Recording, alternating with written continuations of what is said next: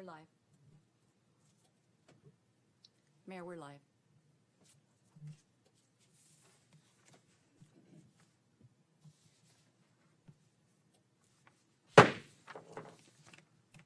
Call to order.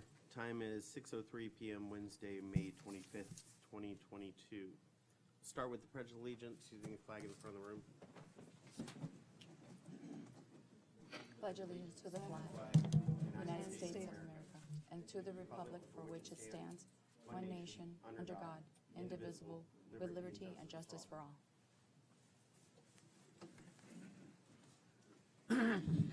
Roll call. Clerk Commissioner Hodgkins. Here. Vice Mayor DeVille. Here. Mayor Jacobs. Here. We have quorum. All right.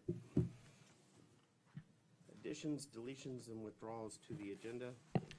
Couple. You have some? Yes, Mayor, I went ahead and I added 14.3 to the agenda. It's already on your agenda, but I uploaded it to the system today. Okay. It's under Public Services. It says 14.3. Yeah.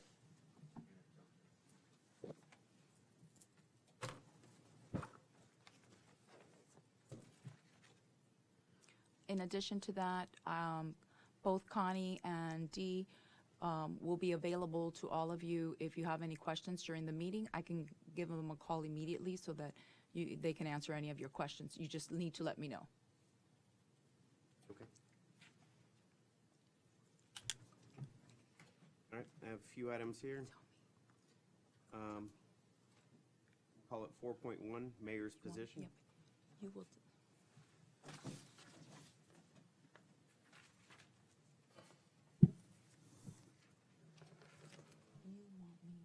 12.1, Finance Director. Okay. I'm sorry. 12.1, Finance Director. Okay. 13.1, I have a IT question. Under Old Business, 15.1, we're going to put the Civility Ordinance. And 15.2, we're going to put down the fire fee.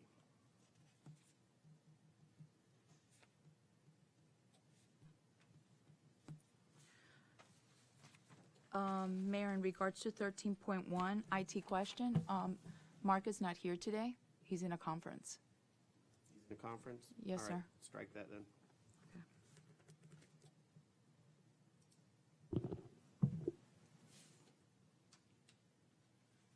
And you mentioned the mayor's position. What number did you mention that to be, please? I just put it as 4.1. So Oh, we start off 4.1? with it. Okay. All right. Repeat all of them again, please. Okay, 4.1, Mayor's position. 12.1, Finance Director. 15.1, Civility Ordinance. 15.2, Fire Fee.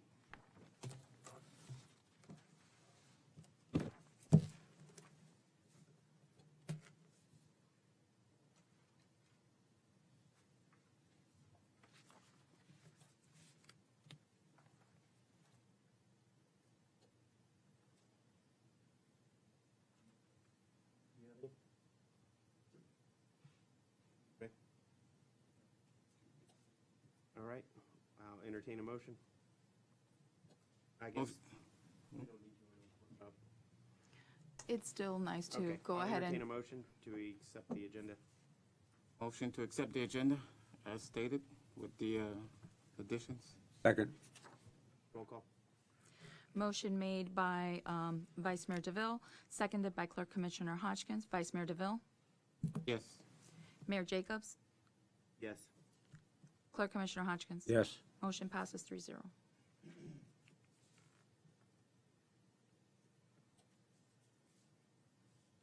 right.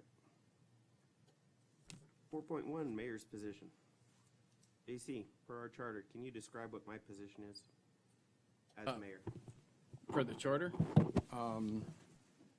you're elected amongst your peers. And the charter, I guess, says that you city administration? Is that correct? Town Attorney Anderson?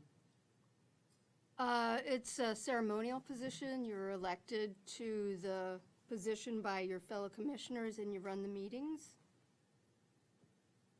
Okay, run the meetings? So it's my responsibility to keep order in this meeting, is it not? So when people are speaking out of turn, it's my position to keep order in this room, is it not? Okay, so just as any other courtroom or any other chambers throughout the state, the position is to maintain the meeting and maintain the order in the meeting. So when someone is speaking out of turn, it is my position to put a stop to that. I did at the last meeting, and I'd like to share this email with all the other commissioners and insert it into our file. This was a email I received after the last meeting from the town attorney. I have a copy for you as well. I'm going to read it, so it's on the record here, Okay. so you can enter a copy. There's also a couple extras. It says, Mayor, understand the meeting got heated. Please do not ever tell me to be quiet again. I'm not your child. I have the right and duty to give you legal advice. It's incredibly disrespectful and frankly sexist. Sir, I'm sorry. I don't mean to interrupt you, but can you put the mic closer? Yeah, they can't hear you. Okay, sorry. Can you hear me now? Yes, sir. All right. Mayor, I understand this meeting got heated. This is from Town Attorney Anderson on Saturday, May 14th at 4:14 p.m. It says, meeting conduct. Mayor, I understand this meeting got heated, but please do not ever tell me to be quiet again. I'm not your child. I have the right and duty to give you legal advice. It is incredibly disrespectful and frankly sexist. Please treat me with the respect the position affords, even if you do not want to hear what I have to say. Can you explain how that's sexist for me running the meeting? Is it because you and I have different genders? Sir, I've never been in a meeting. I've never been in front of a judge. I've never had anybody to tell me to shut up or be quiet. Maybe somebody would say, Madam Attorney, could you please keep it short? Madam Attorney, can you wrap it up? And I'll also tell you that while your position tells you to run the meetings, my position in the code says I have the duty and the right to give you legal advice. I would appreciate it if you want me to stop talking, if you would say, Madam Attorney, can you please finish? We need to move on. I don't Okay, want to be told to be and I quiet. understand that, but there are times you have interjected when you have not been called upon. Or there were commissioners at the meeting who wanted to speak, and I needed to put something on the record to protect my position. Okay, and I told you I was going to give you that time to do that. But I didn't It know was that. not the appropriate time. I- You were all I informed of asked, that. So Mayor- can you inform me and the rest of the commission how that is sexist? Because you told me to be quiet, Mayor. Have you ever seen any public official tell anybody else? Have you ever said that to JC? Yes, I have. Told him to be quiet? Listen, I'm not going to argue. That's my position, and you have your position. In my point of view, yeah, it was sexist, and it was rude, and it was completely out of line. And you know what I did? I sent you a private email so that I wouldn't have to embarrass you in You're not front of this embarrassing me. commission. Okay, This is well, a then public that says forum, something and this about isn't you. the first thing that's happened. Unfortunately, but I'm not going to get into it with you. Okay, that's if fine. If you want to tell me that you don't think it was sexist, I understand that. I understand your point of view. False and malicious comments go a long way. And I believe that's exactly what that was. Thank you 'Cause for- me running the meeting- Thank you for letting me know your view, and I understand your point of view, and you understand mine, and now we can move on. Okay, we got a lot to move on to. Well, I'd like to interject something here, if I may. All right, go for it. I thought that you were quite out of line. You're not supposed to belittle people or tell people, threaten their jobs and stuff like that in a situation like this. That's not our positions here, is to threaten people's jobs and stuff because you're not hearing what they want you to hear or something. And I asked Melissa to continue and hear what she had to say. I wanted to hear what she had to say, what our liability was, and you didn't allow it. That opportunity. And you didn't allow it. I was going to give her that opportunity. Give me that opportunity. I always give every commissioner the No, you full didn't. opportunity No, you to didn't, speak. sir. You completely ignored me and After kept on every single talking. time, I turn to you, and I turn to you and ask for your input. Go back through the meetings and please pay attention to that, because I go the extra mile to I'm get not you talking to about open your all mouth the other and meetings. I'm add talking input about to this. I'm talking about the meeting that we had. Okay, go back. That meeting. You need to go back and start watching the meetings from 3 I years did. ago to where we I got don't need to this watch the day. meetings for 3 years No, ago. you really do, to understand where we're at. I don't think it calls to be rude to anybody. I really don't. And Well, that's your opinion. it's a behavior just like problem. mine. All right, and I'd like to we say don't get something. I think both sides, to some degree, is wrong. Mayor, there's a proper way to address whoever's at the stand. And attorney, I don't believe anything he said that day was sexist. Like I said, you might interpret it as being rude or disrespectful. Right. That's subjective, And but that's why I sent sexist, it to him that's, in an email. That's why I would never say that publicly, because it's between him and me. I wouldn't make those allegations publicly. Those are my personal feelings. But those That's personal not anything, feelings, I didn't make a complaint against you, sir. You read that into the record. I sent you a personal email asking you to treat me with respect okay, and not to tell me to be quiet again. duly noted, I didn't accuse you publicly because I wouldn't do that. duly noted. All right, moving on. 15.1, legislative update, 5.1, sir. or 5.1.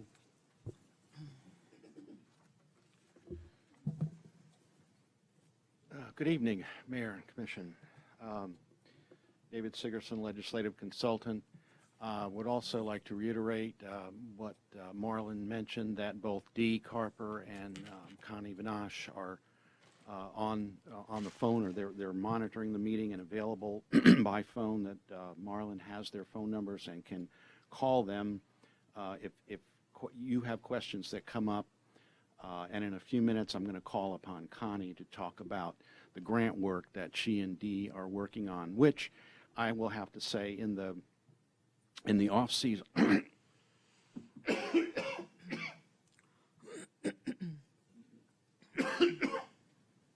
Excuse me. In the off season, a lot of our focus will be on working on grants, all three of us, and then Richard and Bill if we need them too. But generally, the focus is that. Oh, thank you, Marlon. Pardon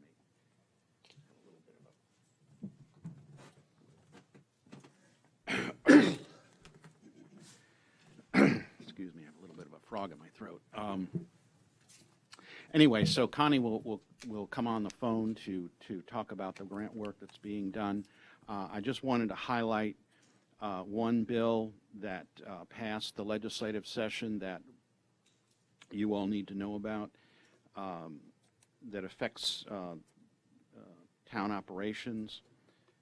It is House Bill 749. And what it does is, in the future, it's not effective immediately. It won't be effective until January 1st of 2023. But this bill would allow the town the option to use the county's website to publish its legal notices, rather than having the expense of having to publish them in a newspaper of general circulation, as is the current law. There are a lot of other detailed provisions that I won't go into, but that's basically what's on the table. Actually, I'm not, it doesn't say here in the report whether the governor's actually gotten the bill yet. Along with also the budget, he has not yet received. During April, the legislature met in special session to adopt a congressional redistricting map, which is controversial, but since it did not really affect the town, I didn't find it necessary to travel to Tallahassee, but we do monitor all legislative meetings regardless of whether we're there or sitting in our offices.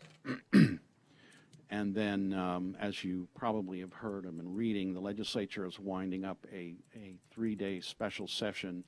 I believe they're going to finish today. The House Speaker told the House floor yesterday that they would finish the special session on property and casualty insurance, homeowners insurance, today. Certainly, if not, they'll finish it by tomorrow.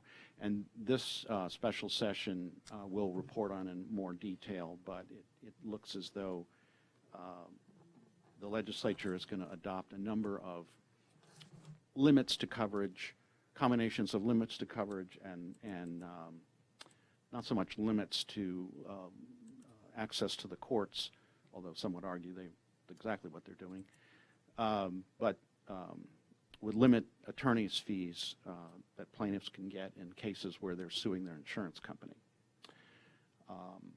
But there's a lot more to it. And I'll report, the next time around, I'll bring you more information about it, since it is a major piece of legislation.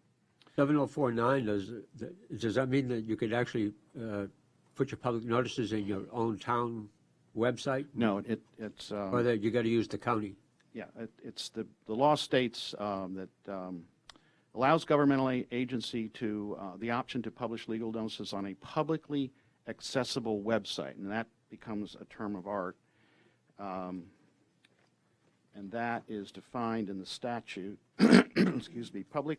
Publicly accessible website means a county's official website or other private website designated by the county for posting of legal notices and advertisements that is accessible via internet. So presumably the county has such a website, or certainly they will get one or make one available, I would assume. But we'll see. But that's a good question. Thank you. I had that question too. I had to dig a little bit to make sure that... Yeah, we can post it in the town paper, you know? Yeah, exactly. It would be really convenient. So anyway, and then there'll be a more comprehensive report posted or delivered to Marlin soon. I'm still gathering other reports and finishing my own. You have Connie's report. And with that, like I said, most of our work is with working on grants and assisting the town in that regard. So without further ado, if Connie is ready to go, I will let her explain Okay. what she's working on Hold on. with Dee and me. Connie, go right ahead. Good evening, Mayor, Commissioners. Thank you for allowing me to come before you this evening via telephone in follow-up to David's report. We are working on 4 Florida resiliency grants, which is will bring you into compliance with some of the laws. These resiliency grants take into flood consideration and based on storm events, sea level rise, and it's basically an inventory of critical assets and how the flooding will affect them. There's 4 different projects, and then we'll have there'll be a couple more grants next month that we'll be applying for as well. We've been meeting on the first Monday of each month with town staff, and our next Zoom meeting is going to be June 6th at 1:30. I'll be sending out that meeting notice to everybody where we kind of touch base and catch up where the status of the projects are and funding type events and any new projects or any new developments that might have come up through the month. So we meet with Mr. Menegazzo, Mr. CLERK, and Miriam, and Dee and I and David are on the phone as well. Excuse me, I was just getting my voice back. So if you have any questions regarding my reports that I put in tonight, or if you have any questions regarding the grants or anything, Dee and I are on the line to be able to help.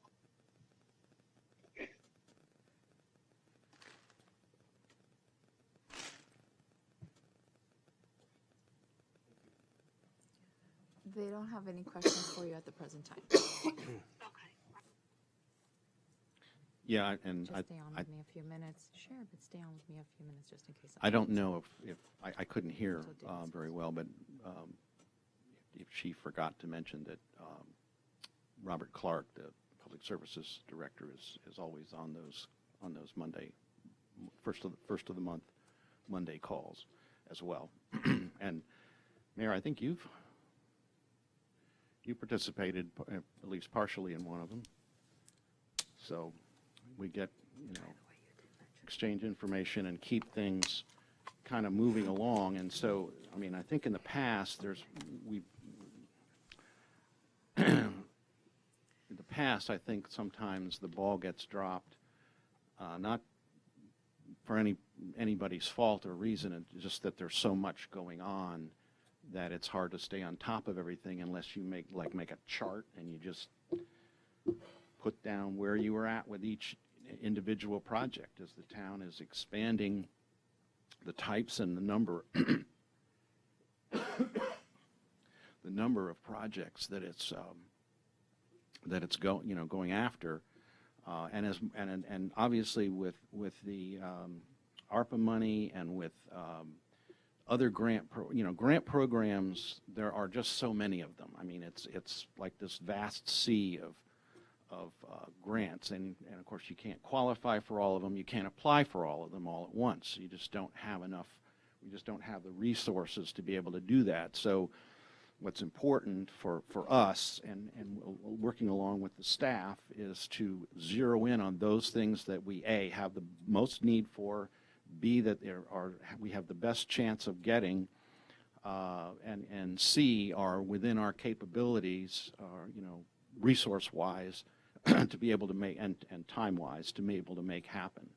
So that's the way we kind of approach this, and hopefully we will start to, or we will continue to produce, more results for. And I have been saying for years that the grant process is a much more reliable way to infuse money into the town than the legislative process, which sometimes becomes, for lack of a better term, a crapshoot. I mean, you have to get a hearing in the House, and then you have to get in the budget, and then you have to go to the conference meetings and survive that. I mean, I've had appropriations for this town go into the conference process at fully funded, only to be cut in half during that process, which is a complete blindside. It's like somebody took a 2x4 and hit it in the back of the head. So there's a lot of work that goes into it. This year we managed to get an appropriation in the budget. We don't know what's going to happen when it gets to the governor, and that's the other thing, is it gets to the governor, and then it becomes a question of what are his political goals, really. I mean, to put it mildly, I mean, the fact that that recent governors have chopped, hundreds of millions of dollars out of the budget has been, I believe, much more for political benefit than it is for the economy or the protection of the fisc. So with that, I'll take any questions, or Connie and Dee are available for any questions. Have any? Good, thank you. Right? Thank you. I do not. Thanks. Thank you. Thank you, Connie. Sure. Good evening. Bye-bye.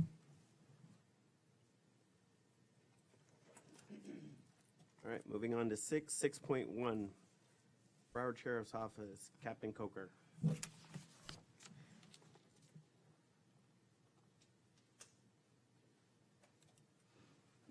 Good evening, Mayor.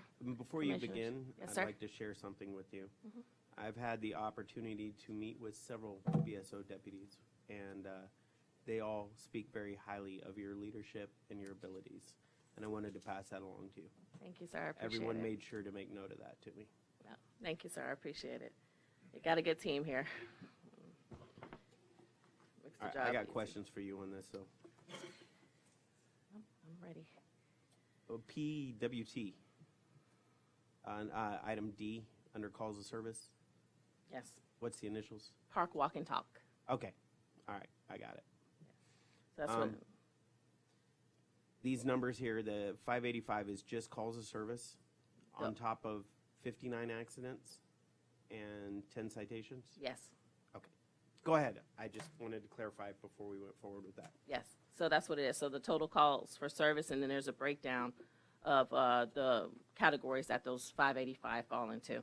So the 186 was the non-911 calls. The 911 calls was a 318. The felony shaded calls were 16, and then the park walk and talks were 65. And your accident investigations a total of 59, and then that's the breakdown of the 59. And then the uniform citations, which is your citations that were issued for the month, were 10. And then we had 2 arrests in the town. As far as the burglaries that occurred in the mobile home communities, we had 1 residential that was broken into.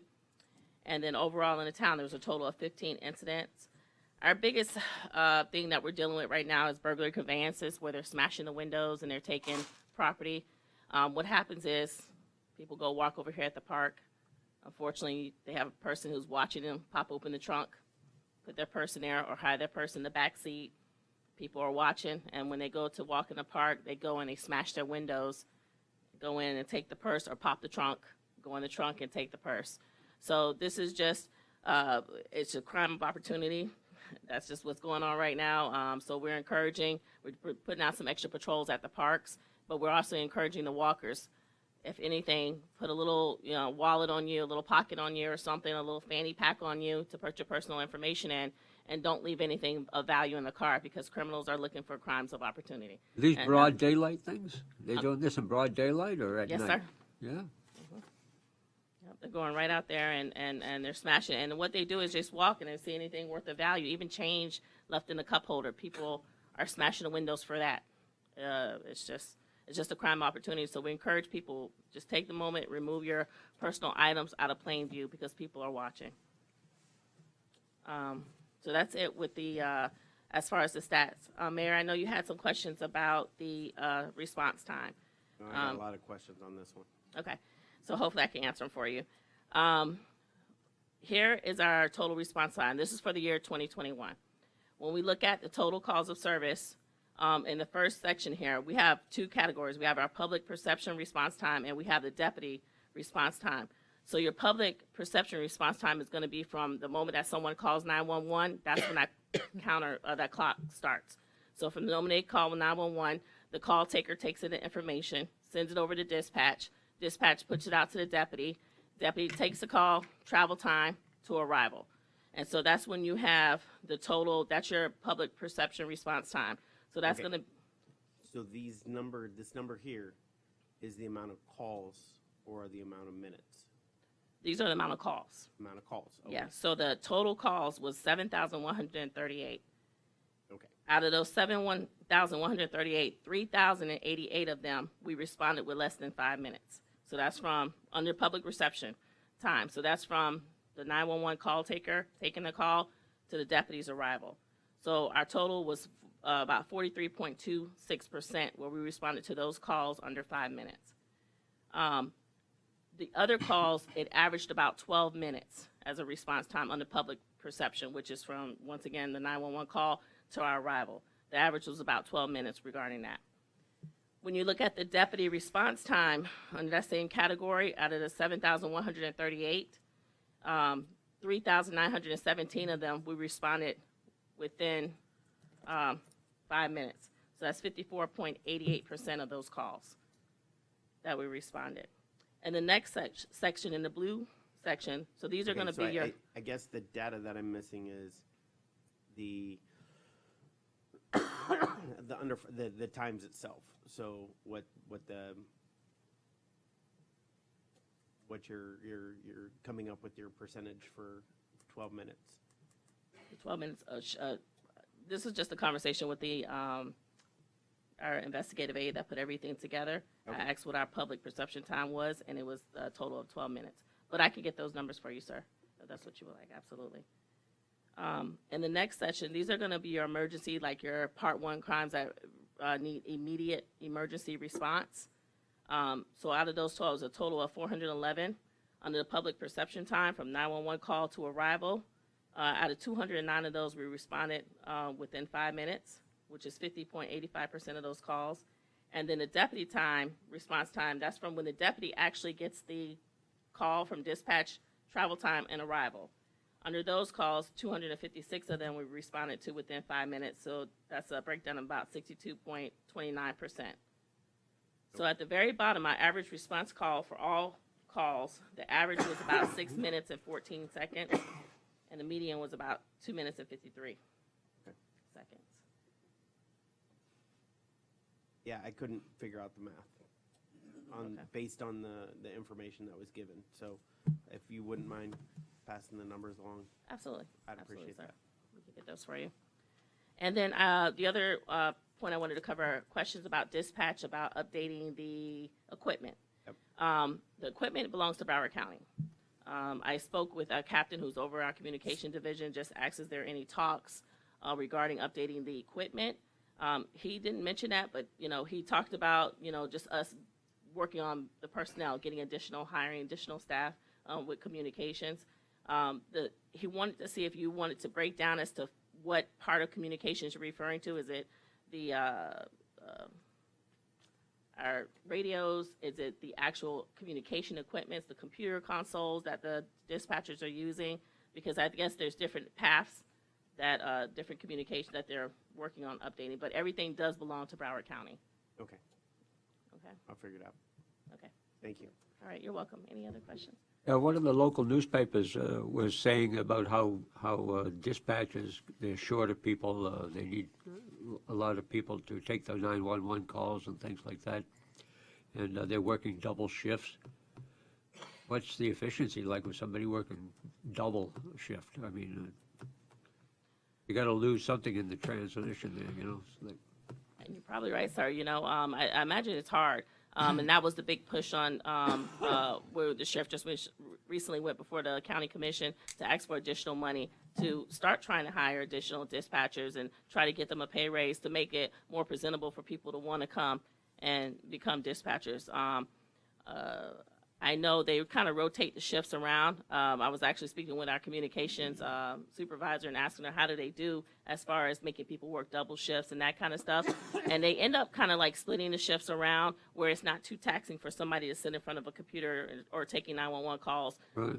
For a long extended period of time. So she said it's actually not too bad because they rotate them around and they, have their different schedules and stuff. So it actually kind of So they get works. little breaks Yeah, absolutely. from just staring at a screen and talking on. Yeah, okay. Absolutely. All right, thank you. You're more than welcome, sir. Thank you. 6.2, Fire Department Chief Kane. Chief, nice to see you again. Good to see you, Mr. Mayor. Good evening, Mr. Mayor and Commission and staff. Battalion Chief Michael Kane, Broward Sheriff Fire Rescue. I have for the record and presentation this evening the call statistics for the month of April 2022. For the month of April 2022, in the town of Pembroke Park, we ran 177 total calls. That's an aggregate of 7 fires, 47 vehicle accidents, 8 fire alarms, 102 medical calls, and 8 service calls. And that's pretty much on par with every other month, about 6 calls or so per day, give or take. I think the largest aberrancy that we've seen is 208 or 210 calls. We saw a spike. I think that had to do with COVID. I think we're now on a downslide, and I think you'll see things pretty much begin to resume normal. Last month was pretty normal as well. Okay. If you have any questions, I'd be happy to answer them. Is that considered normal? That is, for Where the we're at town, now? it is. For the town, it is. It is? Yeah. Yes, sir. All right, thank you. JC, did you get a chance to meet with Chief King?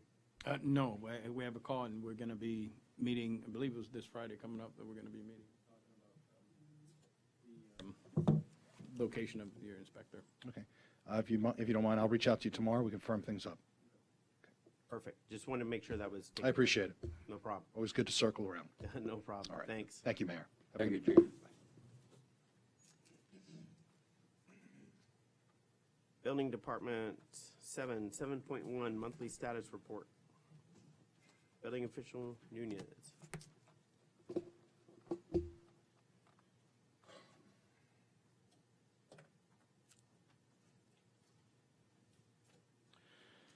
Good evening, Mayor, Vice Mayor, Commissioner Hoskin. My name is Miguel Nunez, a building official, Town of Pembroke Park. This time, we're going to be presenting the monthly status report for April 2022. During that, I'm also going to be informing about a couple of things that has happened after this particular report. While the building department continued to excel in our internal and external customers, I would like to inform you that the community rating system, CRS, was submitted on time to the State Flood Manager's Office and the ISO, basically, which is the person who, the group that actually oversee on their behalf. And so far, we have received very positive news.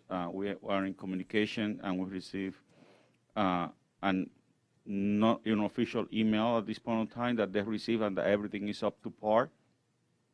Subsequent to that conversation is the reason why you're going to see in another presentation some of the changes of the floodplain ordinances.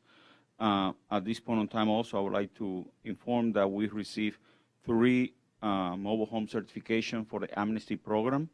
During the month of April, we're still receiving some of them, and I believe we are on good track in order to maintain those individuals without violations and in their homes in a safe, but as much as we can, a safe home, as we know.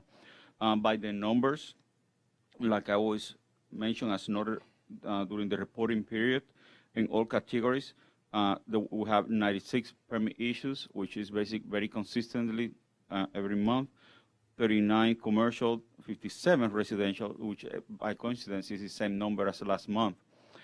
We closed 64 permits. We have a spike in inspections for 265 structural, 49 mechanical, 65 electrical, 28 plumbing, for a total of 407 inspections. So that means the town is booming, just to let you know. The front counter visit, it went down a little bit to 181. I'm assuming because we are instilling into our customers more the electronic and the non-visit approach. Out of that, Mayor, the double permit fees that is being using is 49 out of the total permits that was applied, and we are actually we received 2 additional amnesty program individuals during the month of April. In regards to the revenue during the fiscal month of April, on the April month, we collected for the building department only, 60,577.52. That puts us almost close to our passing our midpoint for our budget, and we expected that we're going to be in good financial state at the end of the fiscal year. In regards to the large construction projects, I would like to note the most worthy ones. Just to let you know, Building 2 and Building 3 in Prologis Seneca, they are coming back to life.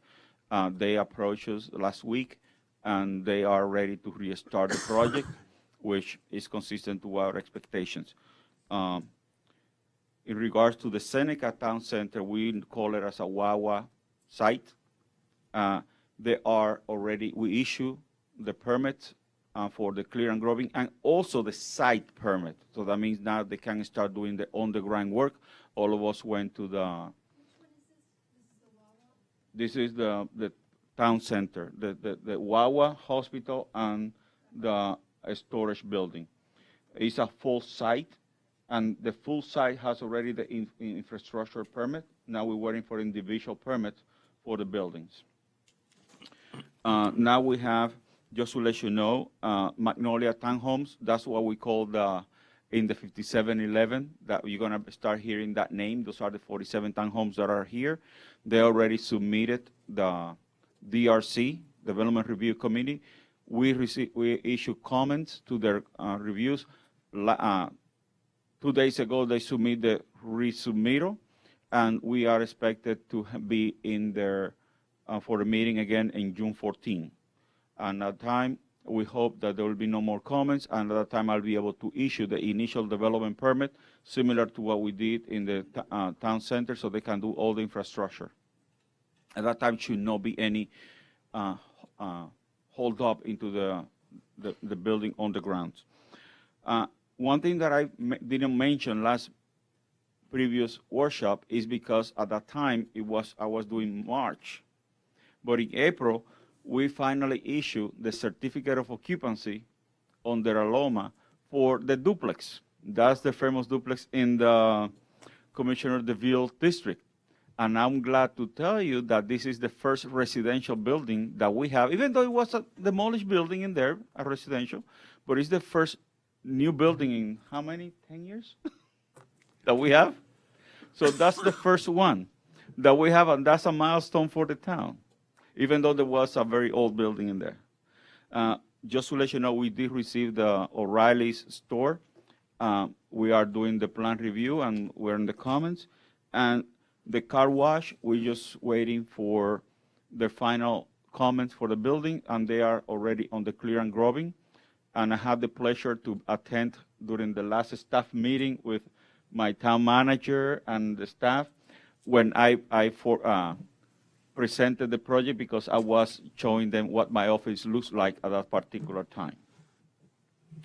And at that time, basically, is a standard process, a typical work for the building department. If you have any questions, I'll be more than glad to answer them. I had a question about the amnesty program. Are you going to continue the program? Yes, sir. The amnesty program is set to continue all the way to December 31st, 2022. Excellent. It is valid for 1 year. You think, by the results from it, you think you'll go for? We have a lot of scared people to what's happening in other mobile home parks. Right. And some of them are not probably too prone to start doing certain things because there are the uncertainties that they still feel that may be warranted or unwarranted. I don't know about that, Right. but I believe it's going to be positive.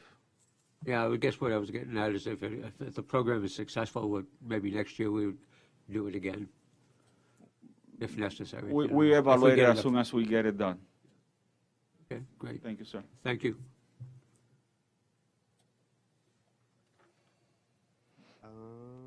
7.2, proposed changes to the floodplain ordinance. And thank you, Miguel Nunez, building official. As I mentioned earlier in my April 22 presentation, because of the CRS community, our intent to become a better community and better resilient in flood-prone areas, certain areas of the town's floodplain ordinance has to be discussed and proposed with the assistance of the State Floodplain Manager's Office for compliance and synchronization to the National Flood Insurance Program and the Florida Building Code. Now, this is a required change in order for us to move from the rating that we have to a lower rating, which we are moving into that category once we go into that, and we got the final recertification from the state, from the ISO. So these basically are a couple of definitions, clarifications, basically no difference to what we're doing. What we're having into our ordinance is very, very clear. It's just that they are putting, synchronizing some of the areas that they had before and moving it to the Florida Building Code, especially in the residential code. There was some change on the last version. Is upcoming on the December 31st, 2023. This has been discussed also to the town attorney and to the town manager, and they are informed about this.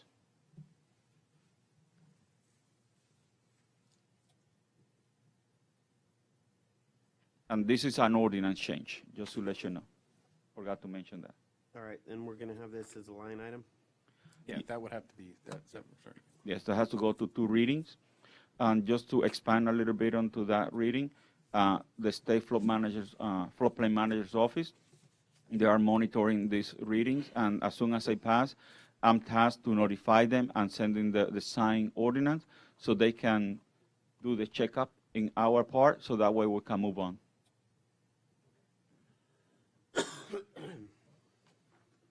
All right, we'll move 7.2 to line item.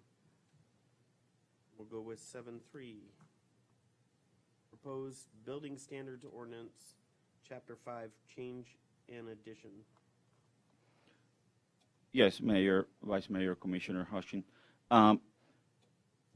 Miguel Nunez, building official. This is a step-by-step change to our Florida standards. This is the first standard that it was made in many, many, many years.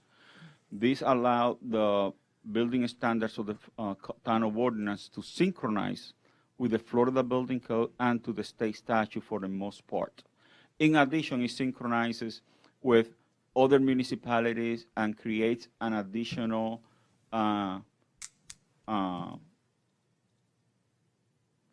dust controls and property protection during demolition and during construction. One of the most important ones in there, if you, I mark it as a draft, the town attorney is preparing the final ordinance for your presentation on the next hearing and the following.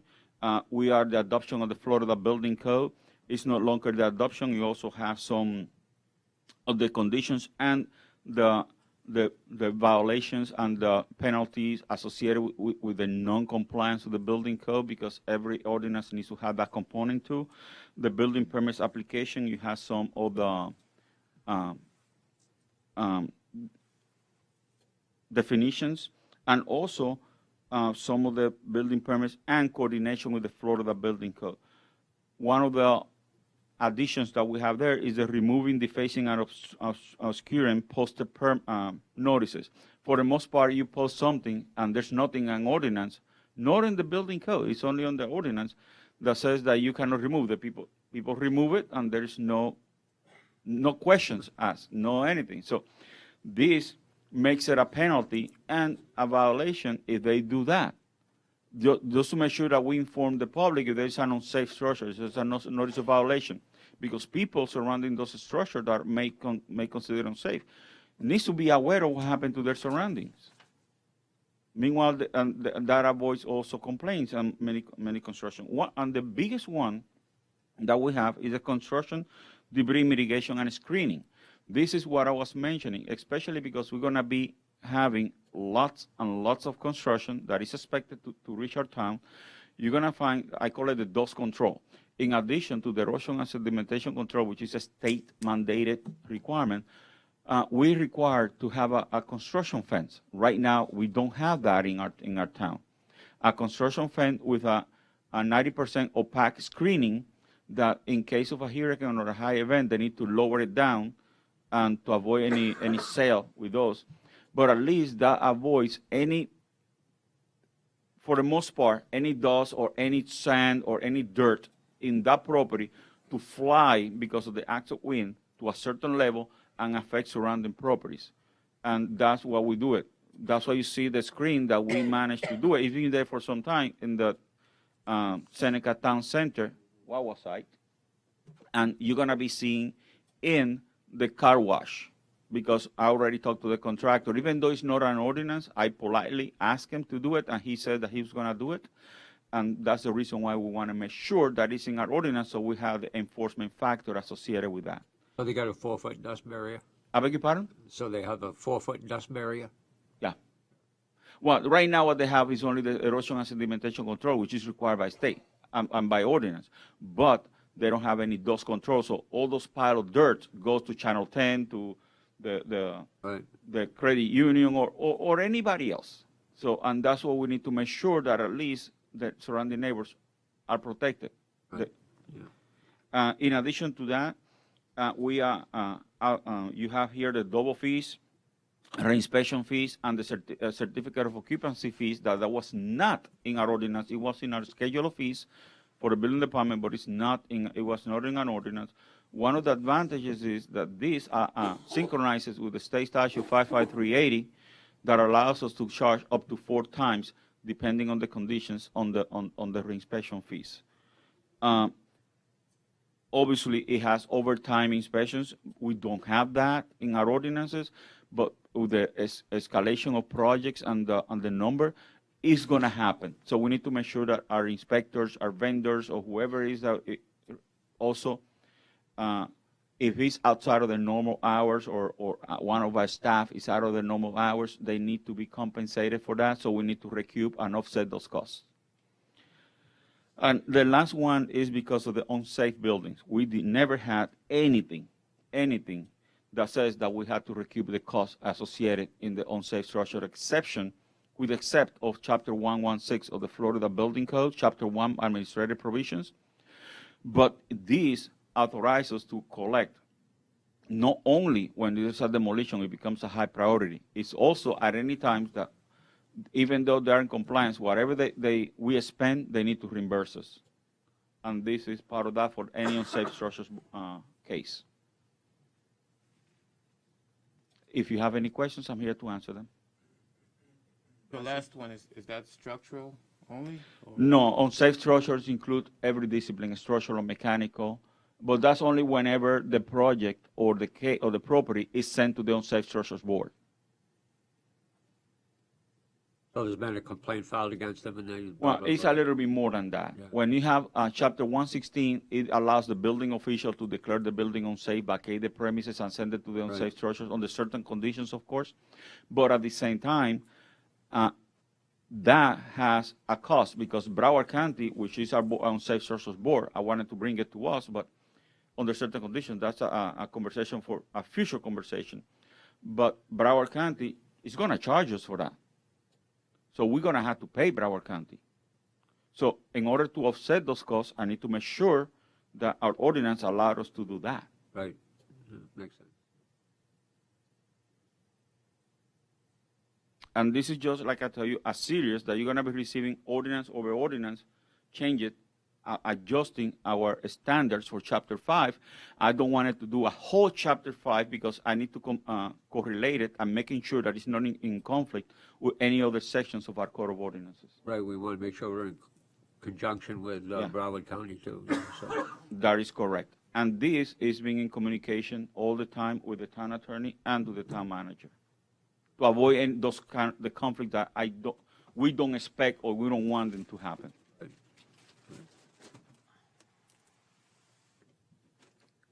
Any more questions? All right. Thank you. 7.3 line item. Perfect.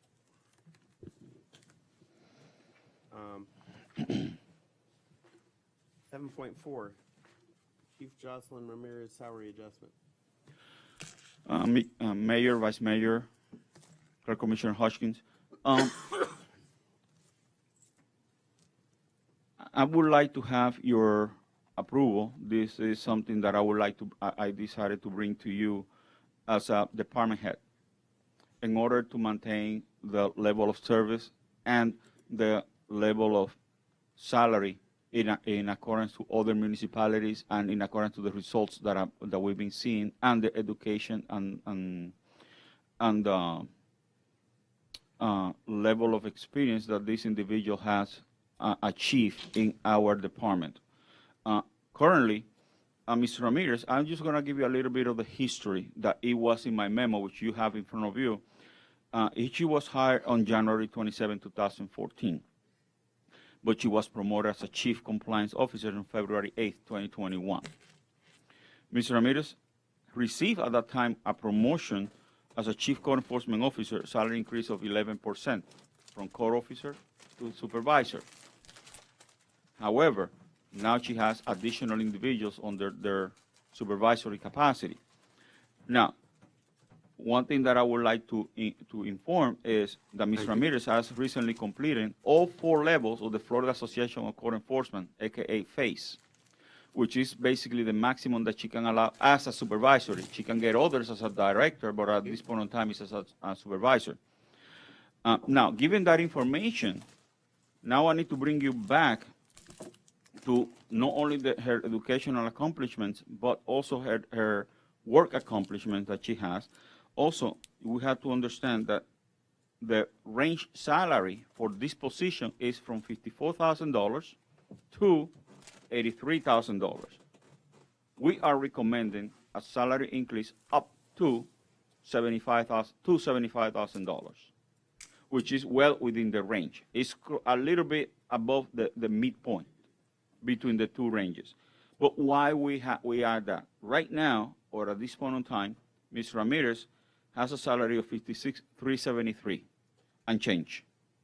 Now, if you look in your package, the backup that we have we requested more, but those were the ones that were responsive enough before it come to the meeting. You have, for example, you have the town of Medley, their supervisor is $79,000, which town of Medley is somewhat a little bit similar to us. One thing that is City of Doral, it's a little bit larger, but if you look at the co-compliance supervisor for Doral, it starts at 65,000 and ends at 104. I'm not saying that the town has to go that way, because the town is in a good range, in my opinion, but at least we can do something about it. In addition, if you go into the next, which is the city or town of Miami Lakes, the supervisor makes $77,000. Yeah, Miami Lakes is a little bit larger, but is within the position and is within our range. And that's the reason why we have that. But one question that we started working with the town manager, how's that going to affect our budget? How's that going to affect our town's general fund? And we say, okay, let's find out, first of all, what the state statute says. Second, what other building officials are doing on other municipalities. And I took onto the path to contact other municipalities, and basically all of them agree with me on that. And I do have witness on that. Now, and if you look on the page 2 of the memo, I give you a synopsis of how that monies are going to pay to that particular, to Chief Ramirez, if you put on the consent agenda and approve this salary adjustment. The proposed salary is $75,000. The current salary is $56,373.46. 100% of those comes from the general fund. Now, because 55380 on the state statute says that the building department funds can be used only for enforcement of the Florida Building Code, one thing that the code enforcement is doing is a percentage of the time is citing work without permits. That indirectly, in my opinion, is enforcement of the Florida Building Code. Okay, they cannot cite the building code because they're not licensed inspectors, but they are enforcing it indirectly because they are working for work without permits. That will be a position that will have to be done directly through the building department under a building inspector like all the municipalities has. But they are doing it. Therefore, we calculated that in their normal operations, they're using close to 20% of the time performing work without permits and assisting the building department in enforcing the Florida Building Code. So we are proposing 20% of that adjustment salary, and we're going to talk to the manager for other code enforcement officers, but on this particular point, 20% of the salaries, which is $15,000, come from the building department funds, not to the general funds of the town, and only 4.84% to the general fund. In that time, the general fund only is going to be affected by $3,626.54. Is that negotiable? Huh? Sir? I'm only kidding.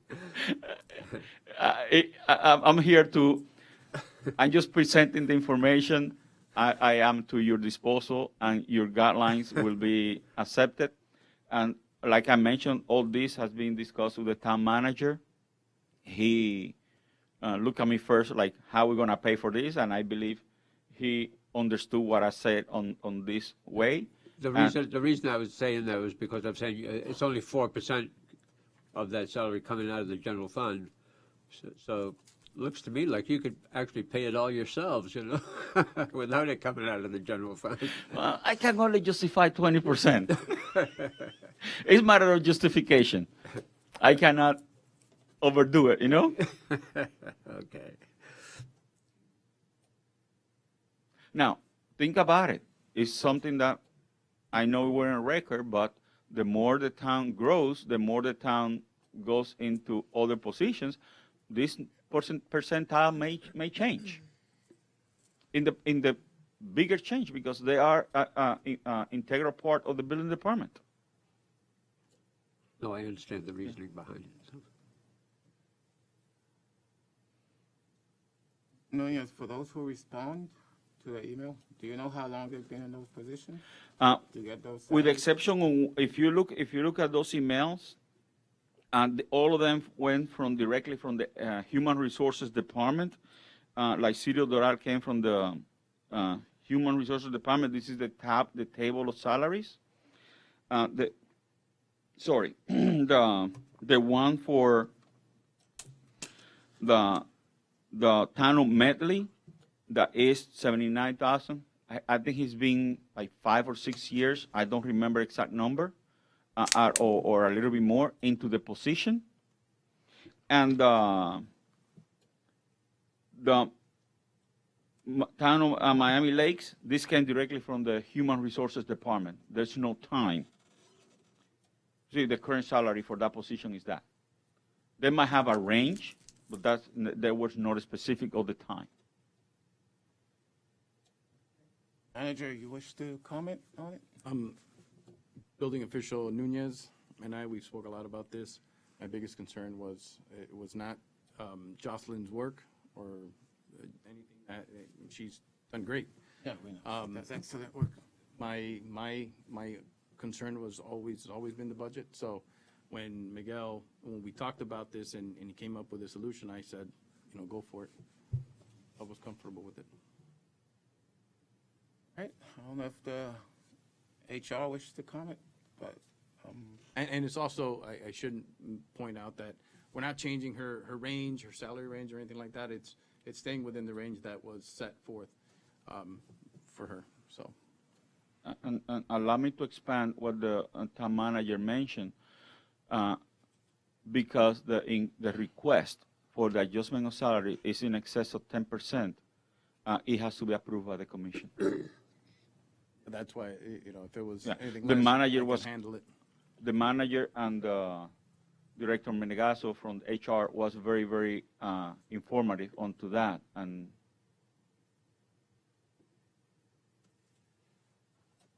I don't have any Thanks. questions. Do you have any more? No, I'm good, thank you. You want it on consent or line item? consent will be fine, or whatever you. Consent would be, Consent.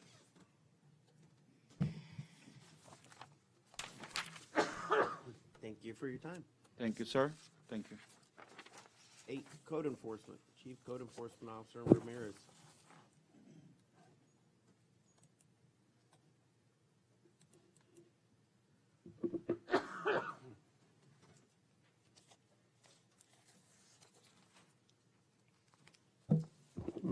Chief Code Officer Jocelyn Ramirez. Good evening, Mayor, Vice Mayor, Clerk Commissioner. Miguel, I want to say thank you for everything you said. I really appreciate it. And I just want to say that 8 years and a half is a long time. And I feel like this place, you become family when you've been here too long. I still don't have waterworks. I'm holding it in. I'm holding it in. we feel it. We feel it coming. Here, catch. Almost made it.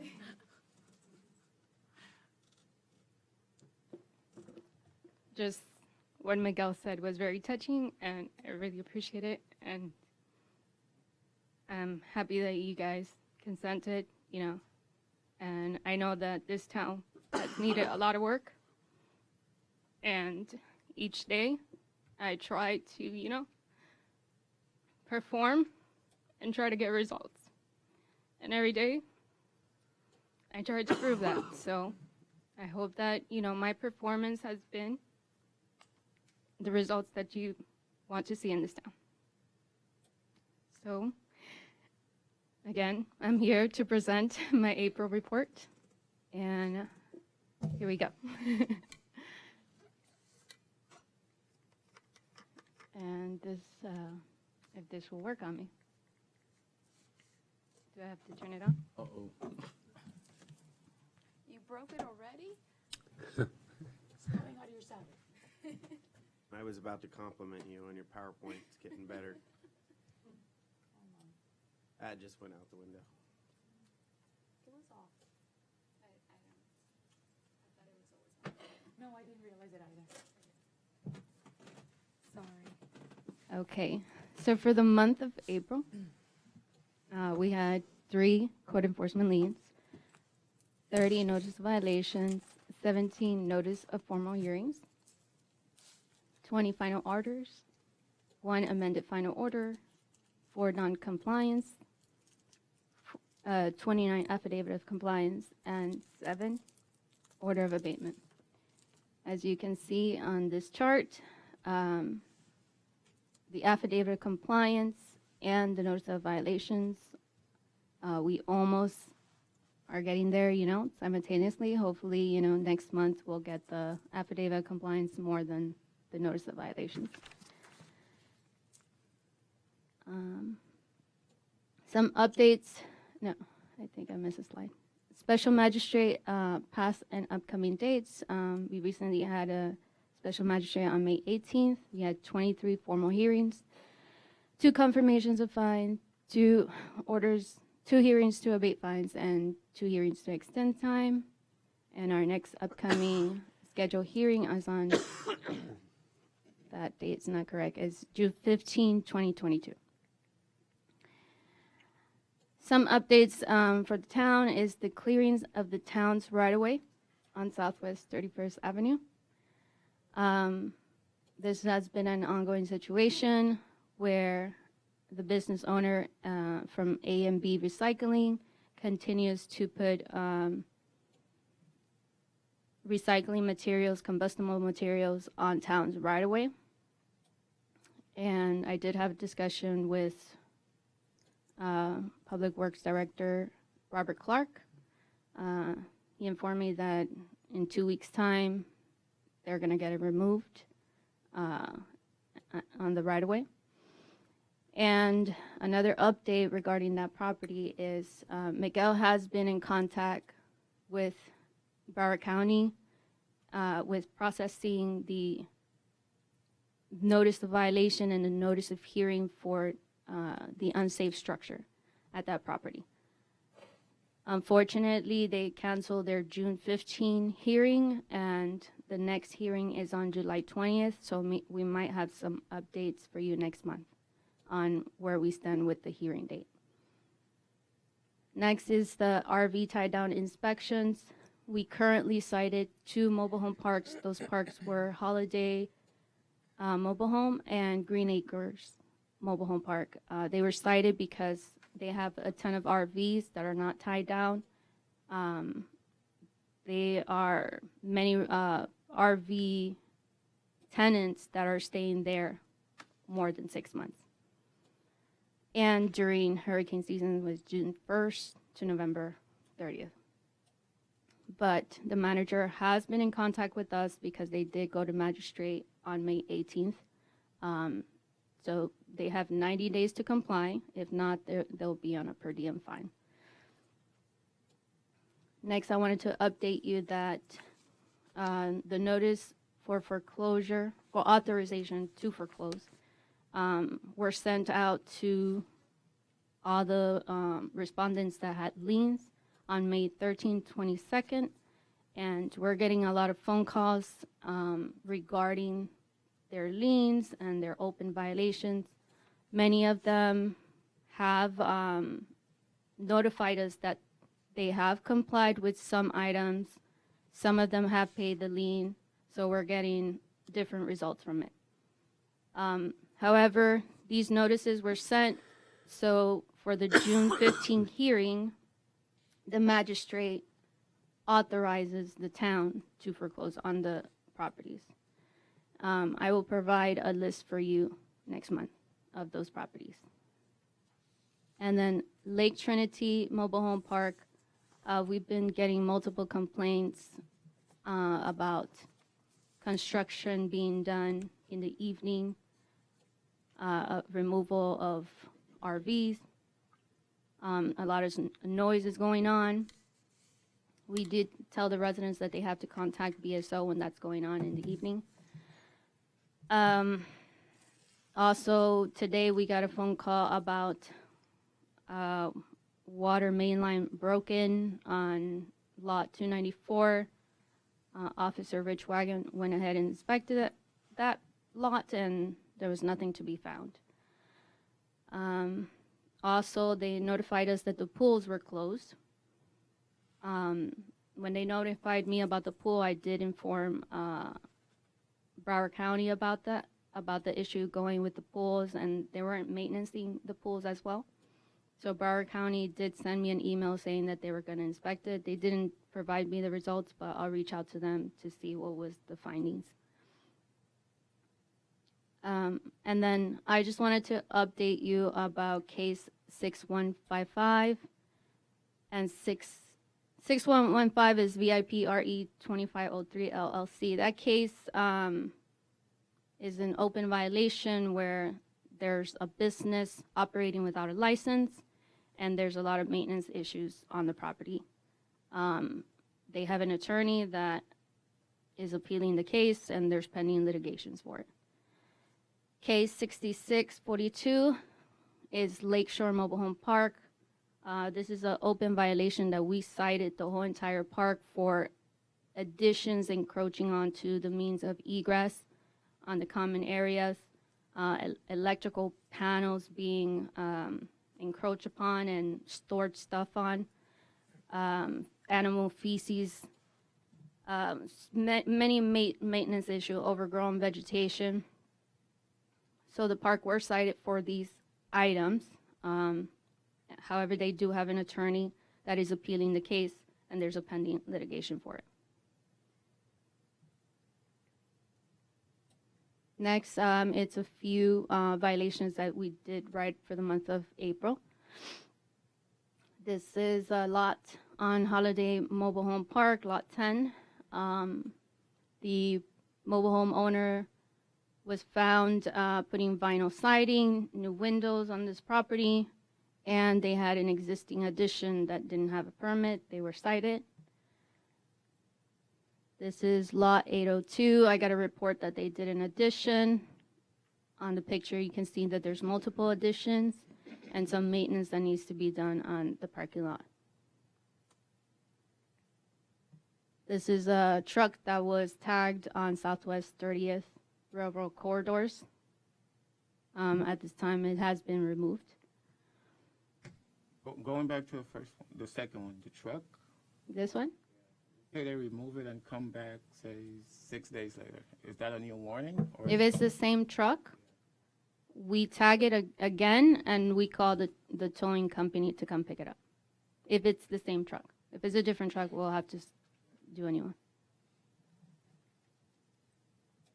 3194 West Hollandale Beach Boulevard. They were doing construction without a permit. 4250 West Hollandale Beach Boulevard, work without a permit. It's a tenant build out. And these are some compliance photos before and after. This is 3101 Southwest 25th Street. You see the graffiti on the left, graffiti gone on the right. This property is 3221 Southwest 56th Avenue.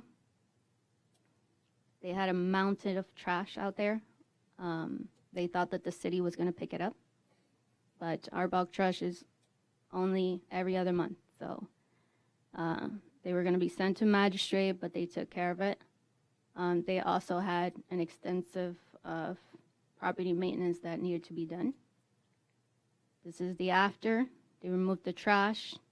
They seal coated the driveway, and they put new sod.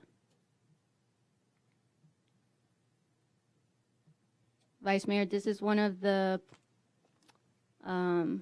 areas that you asked me about, those tires. for that one? I contacted FDOT. They went ahead and removed those tires. This is 1730 Southwest 30th Avenue. The warehouse, there was a business operating. It still is a business operating there without a business license. And they were using the road to unload onto the warehouse. They were cited for that. They were cited for operating without a license, for putting prohibited banner signs. They were sent to magistrate. They're on fines. This is them. The road is clear, less vehicles. They removed the sign, and they are in process of obtaining their BTR. This is a apartment, Unit 101 in Pembroke Gardens apartment. The tenant complained about mold. You can see the mold everywhere and the lack of maintenance. This is after the manager fixed everything and removed the mold. This is 2520 Southwest 30th Avenue. This has been an eyesore on I-95. There's an abandoned sign. There's an abandoned sign, Daniel's Antique. That sign has been there forever, and you can see that the roof is deplorable condition. And you can see Miguel Nunez inspecting the roof, making sure it's high quality material. So that's the after. You know, it looks very nice. Isn't he too high? He should be tied off, shouldn't he? And that concludes my report. Oh, wow. There you go.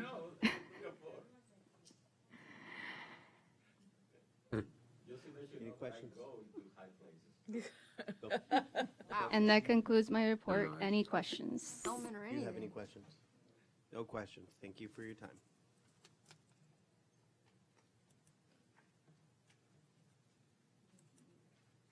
Thank you.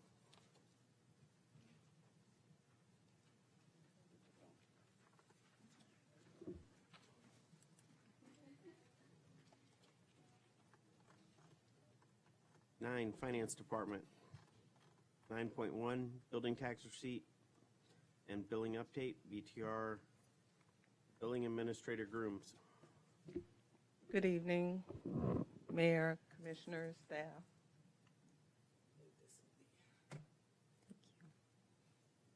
Michelle Grooms, Billing Administrator. You have 2 pages, just basically going over the regular report, reimbursable expenses.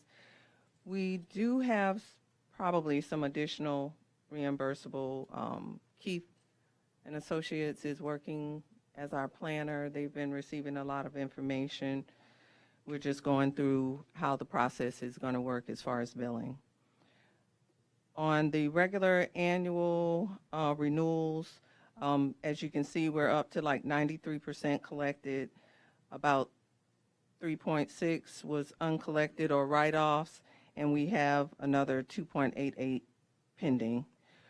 For new accounts, and what that basically means is anyone that applied for a license in the current year that wasn't billed originally. So we're doing pretty well with that as well. Inspections are up. And I still have a problem area with the Pembroke Park Church of Christ. I'm not sure what the status is so far with that. Actually, I haven't heard back from them, and Okay. I recently resent them the letter, and I'm just waiting for that. I'm gonna wait a couple weeks, but after that, we're gonna have to do something else. I know at one point they sent a partial payment. Did they send a partial Yeah, payment? but that wasn't, they weren't gonna comply with the building department's permit, and so we didn't accept that. Okay. Other than that, the regular miscellaneous billings like the billboards, maintenance contracts. I can say with line number 68 for the permanent RVs, We did do a refund of $575 for those individuals at Lakeside. Yes. Yes, for the refund for those people who are vacating the premises. And if you have any other questions, I'm available to answer them. I have no questions. No questions. Thank you for your time. Thank you. 10, Police Department, none. 11, Planning Consultant, none. 12, Human Resources, 12.1, Finance Director. Come on up. So, we've all interviewed the Finance Director. Have them all in a ranking order on what the 3 candidates that we all interviewed. Do you have it written down? Do you have yours written down? Yes. All right, we'll give these to you. And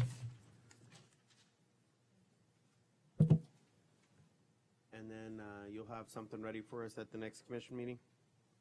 Yes, what I'd like to do is basically speak to the top candidate based on our tallies here, start negotiating the final salary with the town manager, extend an offer, and then at the next meeting, we can have a resolution ready to officially hire the candidate. I think it's better that we start now the negotiation process and extending the conditional offer letter, just because this is a senior level position. Most likely, they're going to want to give a minimum of a 3-week notice. So the faster we can start with them giving a notice, the faster we can have them here. And I want to be clear, the reason we're doing it this way is because certain people haven't let their employer know they were looking for other work yet. So this keeps their name off the agenda.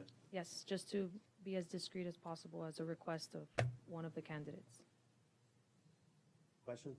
None. Thank you. Thank And you. of course, we'll stay, I've confirmed already with all the candidates that we are staying within the salary range for this position, so I'll just work with the manager on that for the And offer can you letter. send us an email with the ranking? Sure, of So course, we know where it's at. of course, Thank you. And the salary range, please. sure. I know the salary range off the top of my head if you want to know. Yeah, it. that's fine. It's starting at 86,000, capped at 126. Okay, so it'll be within that range. Thank you. Thank you. Thank you. 12, IT Department, we have none. 14, Public Services Department, Public Services Director Clark. 14.1, Monthly Report.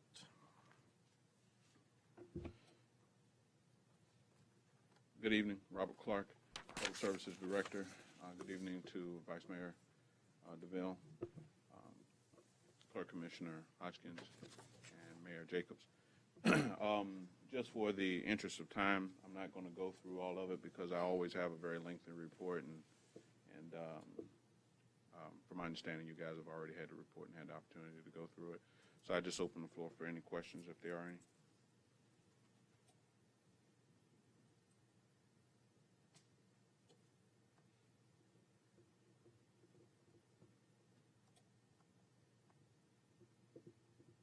The update on the golf cart? No, but I got a hot lead, so I just haven't had a chance to go follow it, chase it down. Just to let you know, I've been playing detective here. She didn't even budge. I've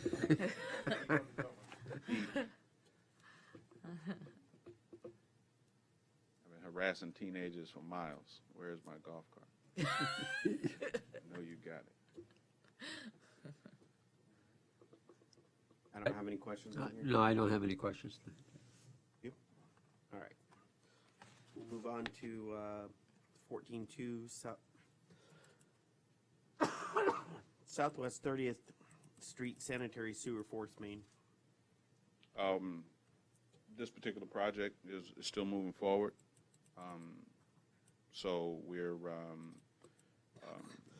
the thing that you probably want to see most is the second attachment. Everybody see that? I don't know if we want to put it It's on there. pulling up, it's slow. This one? No, the second one, let me make sure.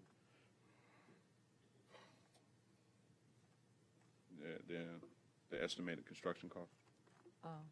So this right here means nothing to them. I'm sure the other form is the most important. 17 pages.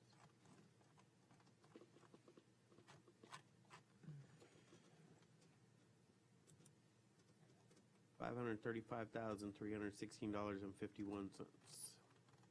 Any questions? Lots.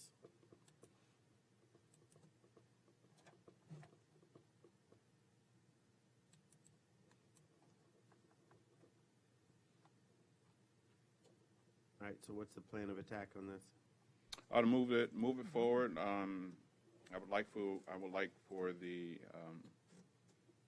commission to consent with recommendations from the town manager to move forward on this project and put this to bed. I myself have been engaged in 4 out of the 6 breaks that we've had in 6 months. I myself have been down in that hole dealing with dirty sewer water shooting 12 feet up in the air.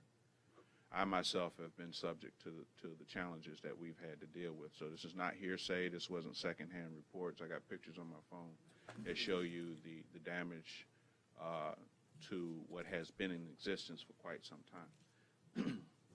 So not to get too graphic, but we've had team members down in the hole, and no sooner than we fix one, we go up not even 25 feet and we get another break.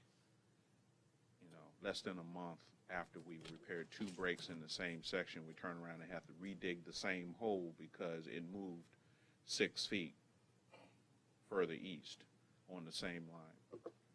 There's no way to reline them from the inside? So not these are the asbestos type. They're asbestos. Yeah, it's the asbestos type. Okay. Therein lies another issue. This is a safety issue. Right. Mayor, after speaking with Rob and well, hearing about all the leaks that we've had on breaks that we've had on this force main, this is a critical project. And as far as funding it, it's going to come out of the sewer fund. Yep. So it will not hit general fund dollars. I agree. It's the ugly side of the town that needs fixed. In my time here, there's been 2 force mains that have leaked. One on Park Road, that was one time, and that was fixed. That one we're going to have to talk about in the near future. But this one, it's like once a week. It's there's a leak, and then down the road there's another leak, and then down the road there's another leak. I got it. I know we got to do it. Yeah, Questions? I believe so too. Yeah. You know what? Let's just move this to consent.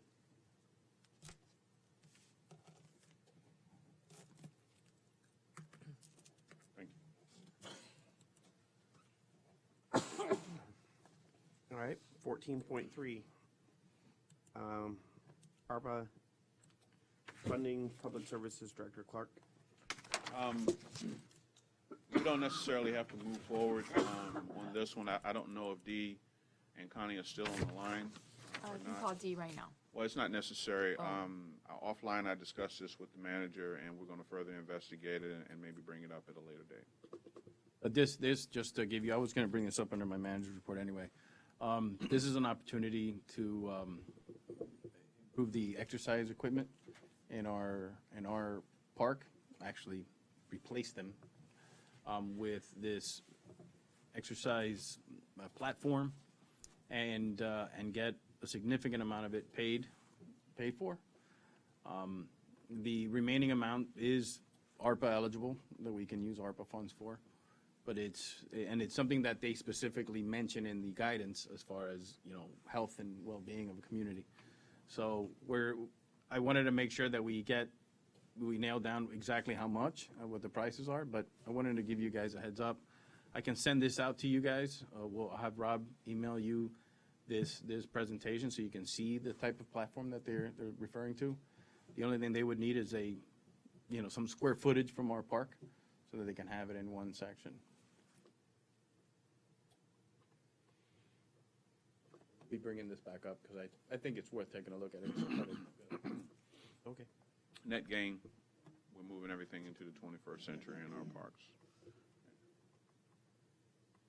Sounds good. We We should expect this on another workshop? Yes. Okay. And this has already been uploaded to the system. Okay. This is actually the. Yeah, that's there, yeah. That's the iCompass. So they can get it. Questions? I know Vice Mayor has had, he regularly uses the exercise equipment out in the park, and we've been talking about the condition of them, and I think this would be a great opportunity to. Concern is how much space will How it much take space you're away gonna take? from the town, Yeah, from and the park that's itself. part of the details we need to iron out. They have to come out, don't they have to come out here? Yes, they have to come and survey, but we've identified, or as always, we'll send through the commission 2 or 3 locations that we've identified in order to put it. But as it stands now, let's do our preliminaries, because we have to go through the steps and then get the interview and then go through the process. And then after we get the process, then. And if it doesn't work, at the end of the day, it doesn't doesn't work. Yeah. But they're going to come and interview us. And, Sounds good. All right. So, based on that, do you have any questions about the totality of the report? Questions? None. No questions. Okay. Thank you. Stay out of the sewers. I can't.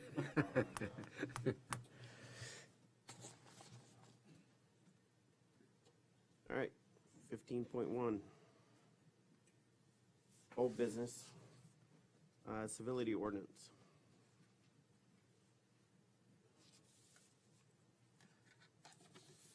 Here.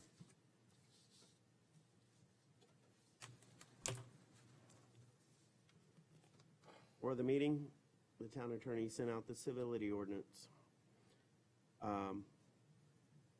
Like you to go over the civility ordinance with the commission. Purpose, how it came about, and why we have it.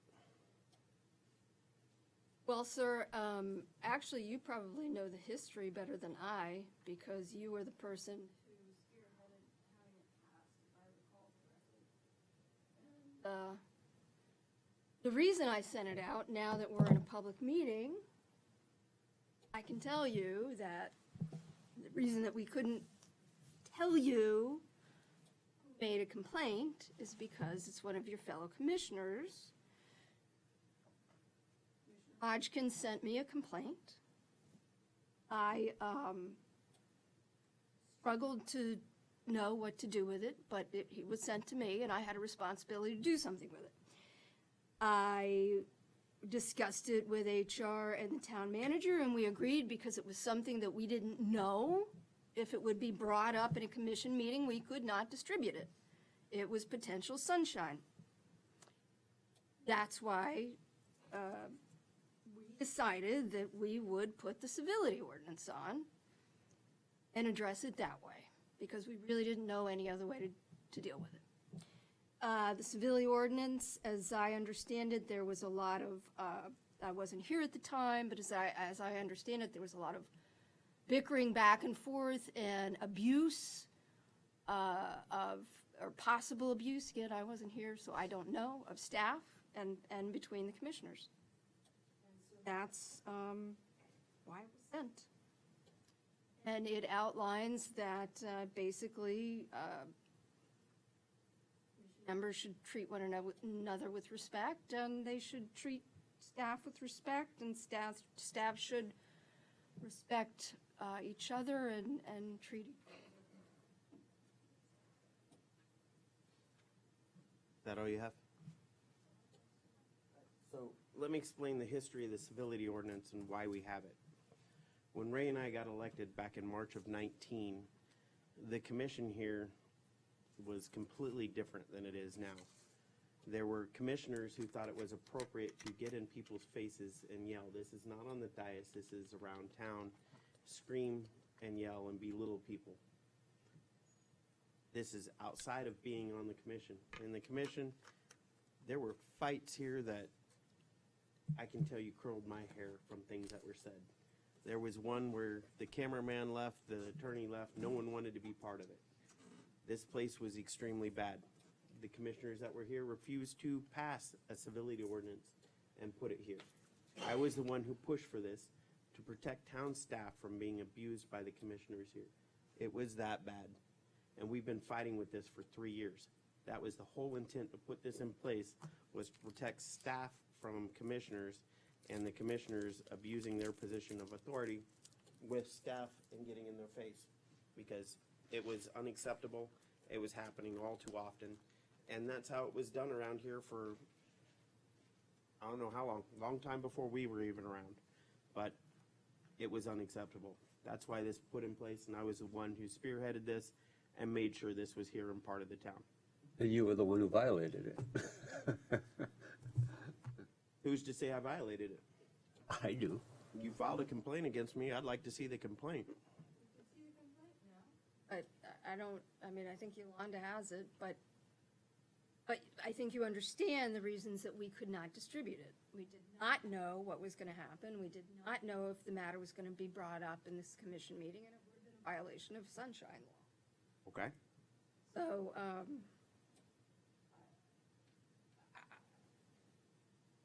it's really a matter between two commissioners. Again. So, I'm gonna say something that I told him when we first met. Want me to, No. Commissioner, do you want me to read the complaint aloud? Is that? Yes, how- certainly, go ahead. Okay. But I'd like to explain something. Okay. I told you from the very beginning when I met you, I said that was the only conversation that we were ever gonna have before you were elected on this position. Due to sunshine, I would not have any further conversations with you. And since the casual hi, and that's about it, that is all the conversations you and I have had. So that was something I swore to you, because we have seen all the chaos that has gone around this place and things that were done inappropriately for a very long time that you have not been privileged to, because you were very new here. So go ahead and please read that complaint. And I would like an email copy of it as well.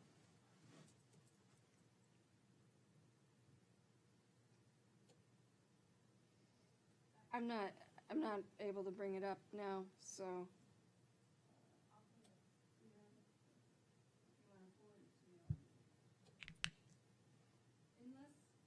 Rather not have it read.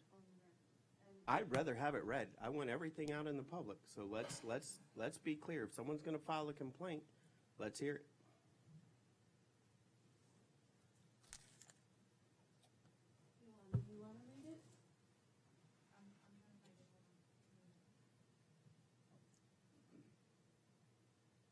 How about we take a 5-minute recess? Sure. You all right with that? Is everybody all right with that? Fine. Need to use the restroom. 5-minute recess.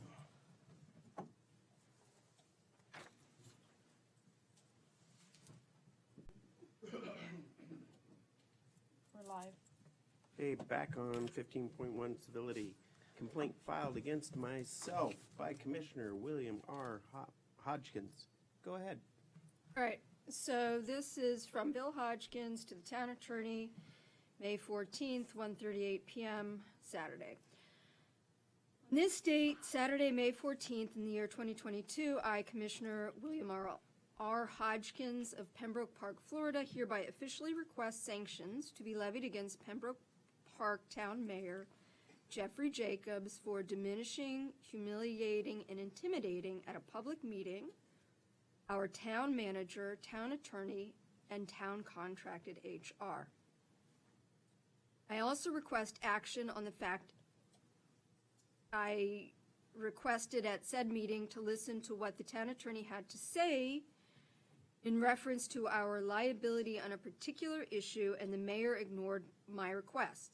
This is in violation of my rights as a fellow commissioner for the town to hear pertinent information involving the town and its well-being. Please forward this request to the necessary legal authority for action. This action is in pursuit to limit threats and mental anguish against our town employees by a mayor who doesn't seem to recognize his inappropriate actions and how they affect the proper functioning of the town. Per our town charter, this behavior is unacceptable and unacceptable by the most common of common decency rights, Commissioner William R. Hodgkins. Commissioner Hodgkins, in the future, please do me the courtesy of at least spelling my name correctly. if you file a complaint against me. Thank you. I'd be in a hurry. Any more about that? All right, moving on. 15.2, the fire fee. You made it very well to me that the fire fee was a very important issue that you have brought up. So why don't you discuss the fire fee with everyone here and the importance of it? Sir, I don't know what you're talking about, and I'm not prepared to discuss the fire fee, so if you want to discuss it, you may go ahead, but I don't. Okay, all right. Well, we're going to discuss the fire fee here, and I'm going to provide you guys with some documents. Again, these are some emails I would like to share with you. And these are all public record as these went through the town's email. So here's a copy for you. Here's a copy for you. I also have copies for the town that I'll set up here in this folder. So I'll start with, I sent an email on May 12th at 5:06 p.m. to, I sent an email to the town clerk's office requesting that contracts be put on the agenda for discussion. What I didn't do was put an S with contract. I put contract instead of contracts. So the town attorney emailed me, and I'm going to read it. It was May 12th, 2022 at 5:06 p.m. Mayor Marlon forwarded me a request from you this morning that my contract be placed on the workshop agenda. May I please know what will be discussed in order to determine whether I need my attorney and court reporter there. Thank you, Melissa. I responded with on May 13th at 3:08 a.m.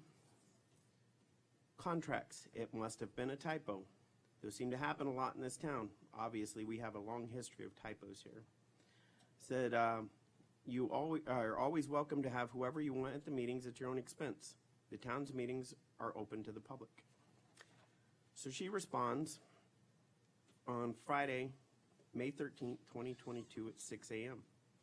Says also, I know you were leaving to go back to Vegas. You've been there so much this year. It's a shame we couldn't pass the fire assessment fee because of your absence. So much money down the drain for the town. How long will you be gone this time? How many meetings will you miss? Just curious. Have a great time while you're out there. As always, the staff and I will be holding down the fort, limping along with just 3 commissioners and a police force in limbo. So that's not where it stopped, though. It continued on.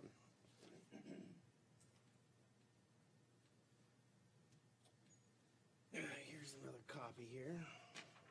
Again, I have more copies for the town clerk to upload because I know they're going to be requested. So here you go. So Melissa continued that morning, texting me. Started with the first text. It says, as you know, elected officials are public servants and just like staff must be held accountable too.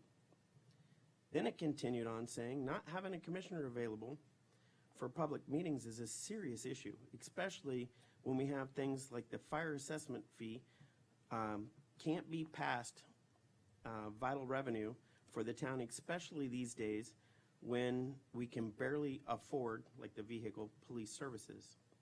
If this is discussed at the workshop, I will be sure to use the fire assessment fee as an example of how these sorts of issues affects the town and its functioning.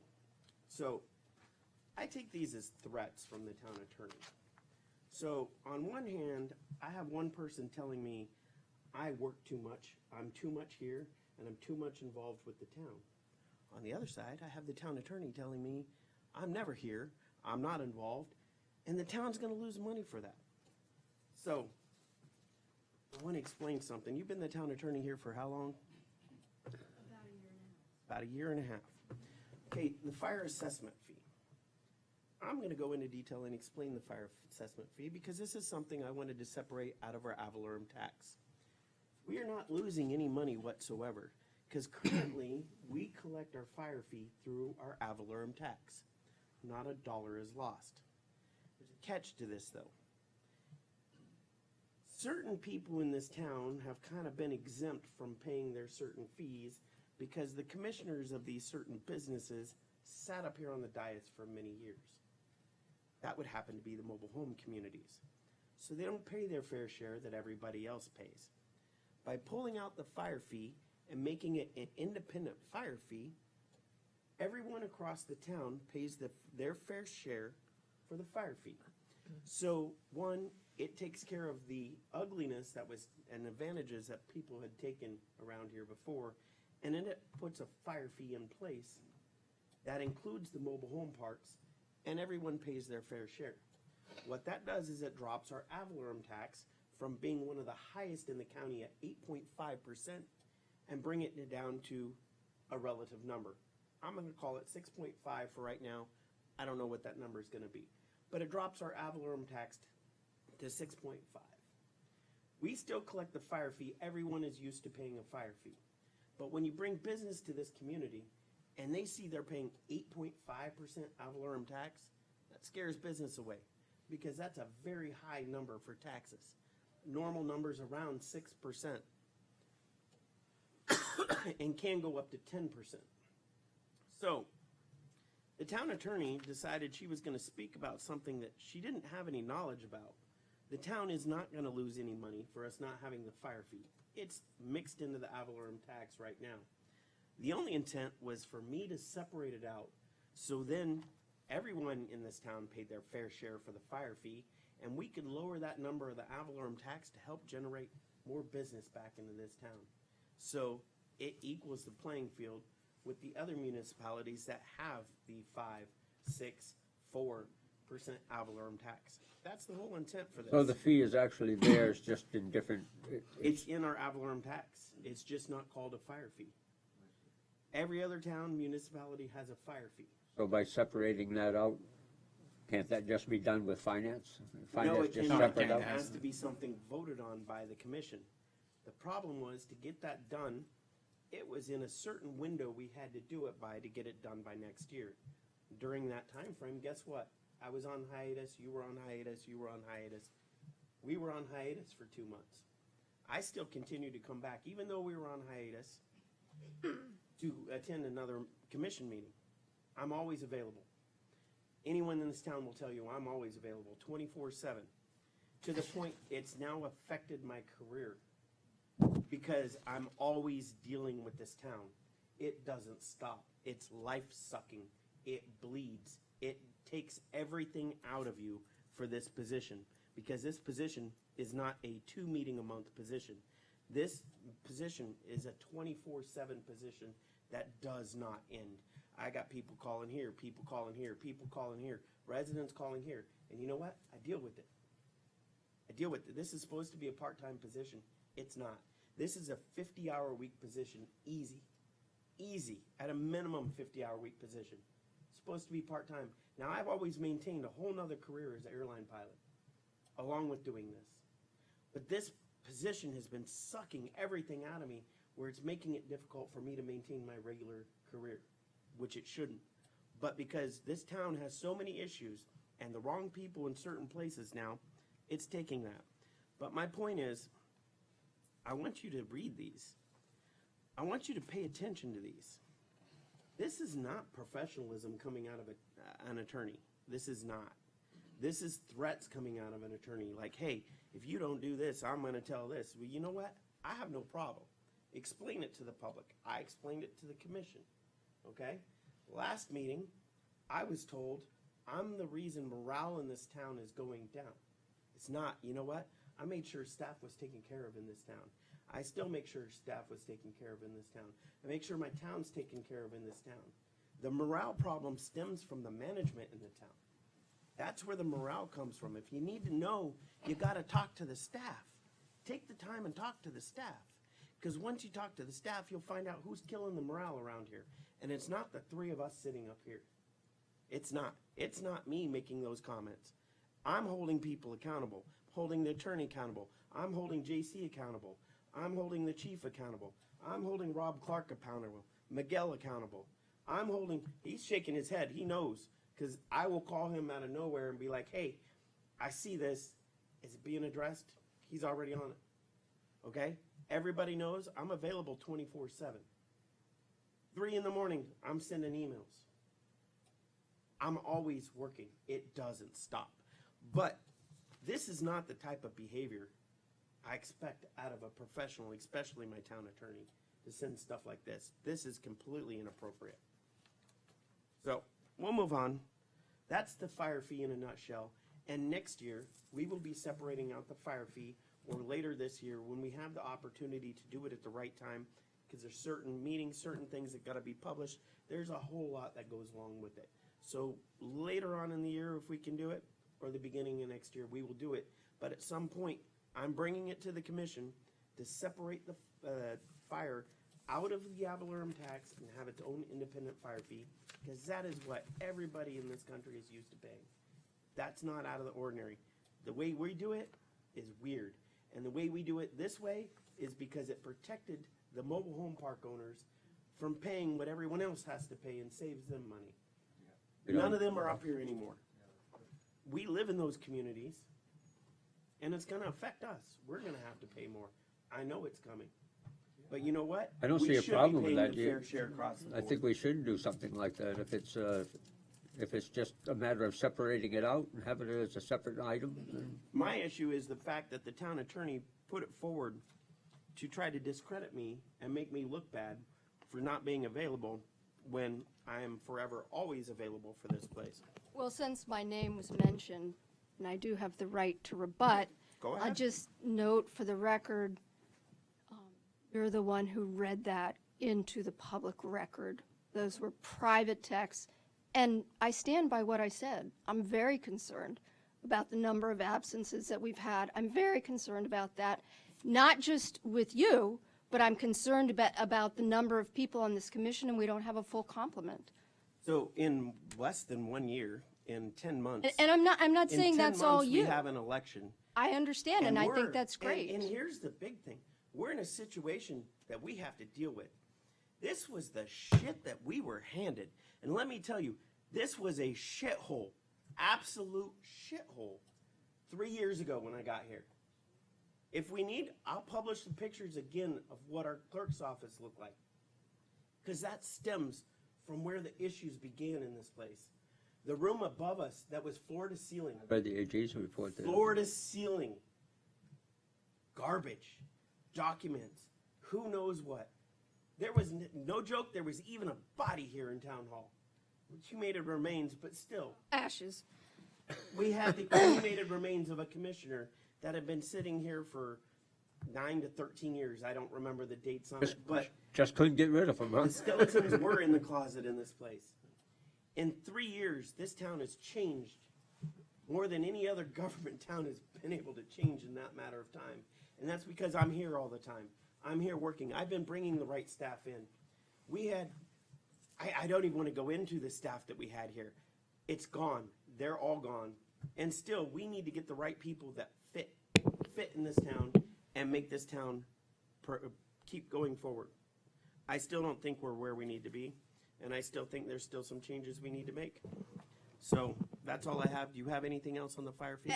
No, but I do want to say, I think you have done a phenomenal job. I think you brought in Yolanda. I think you brought in JC. And then I was hired. And you've got other phenomenal staff here. But there's still work to be done. So, let's keep going. And I don't want to be asked to resign because I'm doing my job. That's it. And I don't think anybody else here does. And it made me very uncomfortable to be asked to resign because I was doing my job. Period. That's all I'm going to say. All right, moving on. 17.1, attorney contracts. Now, I think you took this as the town attorney as something other than what it was. How did you approach this? Because you emailed me about this being on the agenda. I sent you an email, and then you explained to me what you really wanted, so I sent another email today, and I don't know if you got it, explaining exactly what contracts we had, what the rates were, what we used them for, and then also what I do without legal contracts. If you didn't get that, I can forward it to you again. I saw it, so I know it was on this. Okay, well, I didn't actually send you an email requesting all of that. No, but you told me when I asked you that it was not in reference to my contract, if it was in reference to Contracts. contracts. So in preparation for this meeting, I sent each of you an email. If you didn't get it, I will forward it again. It doesn't need to be discussed. If you don't want to discuss it, you may. We have 3 different law firms. The 2 that the Brinkley Morgan, which was only used for the Progressive lawsuit and won't be used again. Very fine attorney, but I don't need him because I do all land use matters myself. Cheroff, which, and by the way, all of these contracts predate me. I renewed one and expanded one. So Goran Cheroff, which they help me with general ethical issues and as a sounding board to help me analyze things that I may need help thinking through. And I also use them for code enforcement and foreclosure matters, which I have informed the commission in the past we were doing. And then Johnson and Selmo, we use them a lot. They are litigators, and most of their fees are paid by insurance money through our municipal league insurance. The reason that Progressive was not paid by league insurance is because there were no damages in Progressive. And the other thing I did in that email was update you on Progressive, that there are conditions precedent which have yet to be met. I'm hoping that those will be finished by the end of July. The settlement agreement is being extended by the court this month in order to do that. And so hopefully we'll see those funds, which will pay all of the attorney's fees expended in that case and more by the end of July or the beginning of August. And so those are the contracts. I can forward the email again to you. Nope, but that wasn't actually what I wanted to discuss.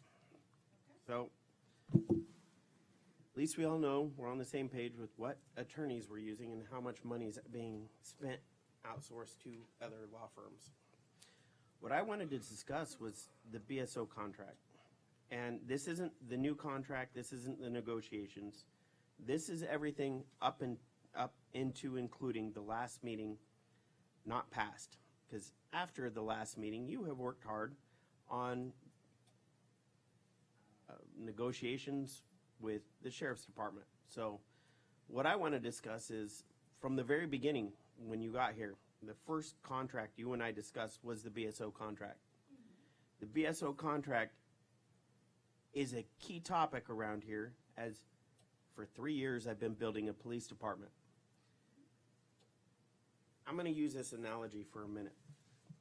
For a plane that I fly, I have to know absolutely every single thing on that aircraft. I have to know pressure systems. I have to know every single thing in case something goes bad. I got to figure it out real quick, get it on the ground so no one dies. I need to know every detail of it. I look at that as the town attorney's position when it comes to contracts, especially a contract of such importance of the BSO contract. It's not like, I don't think there's been a meeting we've had where we haven't discussed it or something about it's come up multiple times over.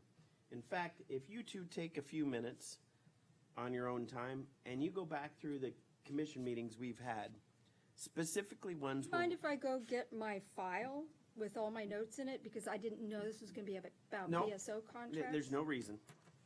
So I said this is everything prior to this meeting. So go back and look at the meetings where we've discussed the BSO contract. I have asked numerous questions to the attorney regarding this contract. Have I not? JC, both of you? Several questions I've asked. Several questions. And at the last meeting, in my personal opinion, I felt like we're being extorted by the Sheriff's Department. And I'm going to explain why. The fact that we've been on a month-to-month contract since I believe around 2018. Might want to use a little less of extorted is a strong word. It is, but it's the word I'm using. So what it was they brought forward this agreement and says, you need to sign this agreement. If you don't sign, now we're on a month-to-month, it's never been an issue. We're on a month-to-month. Said if you don't sign this agreement, sign this amendment, we're going to terminate services next month, okay? But you need to sign this agreement that takes it out to September. Now, if you guys remember back a couple meetings, I asked a whole lot of questions about that. Those questions still have not been answered. Then You asked me repeatedly if it was a month-to-month contract. that was last meeting. What were the other questions which were asked? Well, my point was there was a great deal of questions that was asked. There was all sorts of questions on it. What, this, that, everything else. We did get the outline Okay, of every single I'm talking. contract, which was. I'm talking. I will give you your opportunity. Okay? Understood? All right. So, the last couple meetings, it's been very critical that we understand this contract inside out because last meeting we had to make a vote. We had to make a vote, which I feel I voted under duress because the town attorney's saying if you don't vote, you don't, or you're not going to have services next month. If you don't vote, it's done. So the problem is I asked her, are we on a month-to-month contract? And she said, I don't know. So my problem is. Would you like me to explain that answer? Hold on. Before you I will let you criticize speak. me? No, and my no, I'm like me to speaking. explain that answer? I will give you your opportunity as soon as I'm done. My point being, we have to make an educated decision from our attorney's legal advice that they bring forward to us on a vote, where if you guys go back and watch the meeting, it was, I don't know, I don't know, I don't know. My point being, this is such a critical contract. Line by line should be understood of what this contract is. It's not huge, but this contract, the town attorney should know this contract inside out and backwards by this point after a year and a half of being here. Just like our charter, should know the charter from start to end. She's doing the charter review. But I'm specifically on this one, that we were forced to take a vote on something that our attorney didn't have the full amount of information on, but we had to vote on something, which I've said it many times long before you were here, and maybe you haven't heard it. I've seen many people go to prison for taking their attorney's advice. And I feel my town attorney didn't have the full information to provide for us to make the full educated decision on that vote. Now, do I know if the sheriff's department would actually cut us off? I don't. Do I know what they were going to do? I don't. No one does. The attorney didn't. The manager doesn't. No one does. So BSO wasn't forthcoming, in other words, right? With the. You have not had the opportunity to deal with them yet, but I will tell you the mayors of all the contracted cities have had several meetings where we've tried to meet with the sheriff, and the town managers attended, the chiefs attended. The sheriff refuses to show up, does not want to meet with the contracted cities. I see that as a huge red flag, that our sheriff will not even take the time to meet with the electeds to discuss the contracts that he works for, specifically for. He doesn't want to do that. He sent his attorney. His attorney's gone round and round and round with the mayors, commissioners that have all been there. But the sheriff himself will not show up to discuss this. All you got to do is watch the news recently. I believe last night with the commission, or I saw the news last night with the commission. He got into it with the county commission. I've had conversation with them that they're completely one-sided. He is not a very good individual to deal with. So, but that point is we have to take the safety of our community and we have to take the best legal advice that we're being provided. And I feel, in my opinion, I didn't get the best legal advice to make that determination when we had to vote, because the same questions I'd asked before, I couldn't get answered here, and all it was on repeat. Or in month. The details were never filled in from the questions that were asked previously at the former commission meeting. So that's a problem. I can't make an educated decision on my own and try to get the legal advice from my attorney if my attorney doesn't have the full legal information and the background on everything and know that contract inside and out after a year and a half of being here. You know, that's a problem for me. So that's what I put this on here for, was to discuss.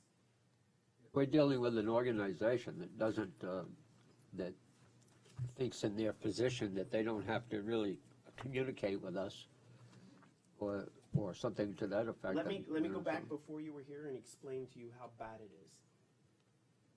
I signed their checks and held them on my desk for 3 months because they wouldn't communicate with me to get a meeting to discuss the contract. Lee Fudge, the sheriff's attorney, threatened me with a lawsuit for not paying our checks. Said they're right here, you can come get them. And they did. Chief Croker came and picked them up. They did, but guess what? It was still, JC, 2-3 months before we actually had that meeting? Yes. 2-3 months of still. But I had to pull something like that to get their attention because they wouldn't even communicate with me to discuss the contract. Months, no one would. I've made calls after calls. Well, nothing. maybe with any contract that we do have with them, maybe that should be a point of issue where we could actually say. So, let me. Contract, you know, they gotta talk to us, you know? Let me tell you one thing. The first email that the town attorney sent after the last meeting, which was a rundown of the contract. It's a 5-year it's everything I've been saying. It's a 5-year contract. This is it. They will not budge on this. This is their contract. They will not change their contract. Their contract is what it is. Okay, that's what we're told. Now, Melissa, hold on. Melissa has made way this week with the sheriff's department on some things, which I saw the email come through earlier. But I will tell you, at those meetings with the sheriff's department, this is the contract. This is how it is. This is how it's always going to be. It's never going to change. Now, there's a 5% increase in it. So I believe there was a, Chief, it was about an $8 million in excess that was paid to the sheriff's department from the contracted cities. Was that? I believe it was like 10 or 12. Yeah, it was a lot of money that was overpaid to the sheriff's department. So instead of the sheriff's department returning that money to the municipalities as they should have, because it's our money, they took it upon themselves. They turned the money over to the county. The county washes the money for them, gives them back the money. They lose 20%. The county gets 20.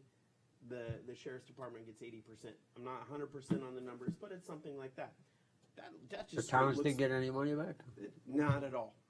That to me, that really looks like money laundering. Here you go.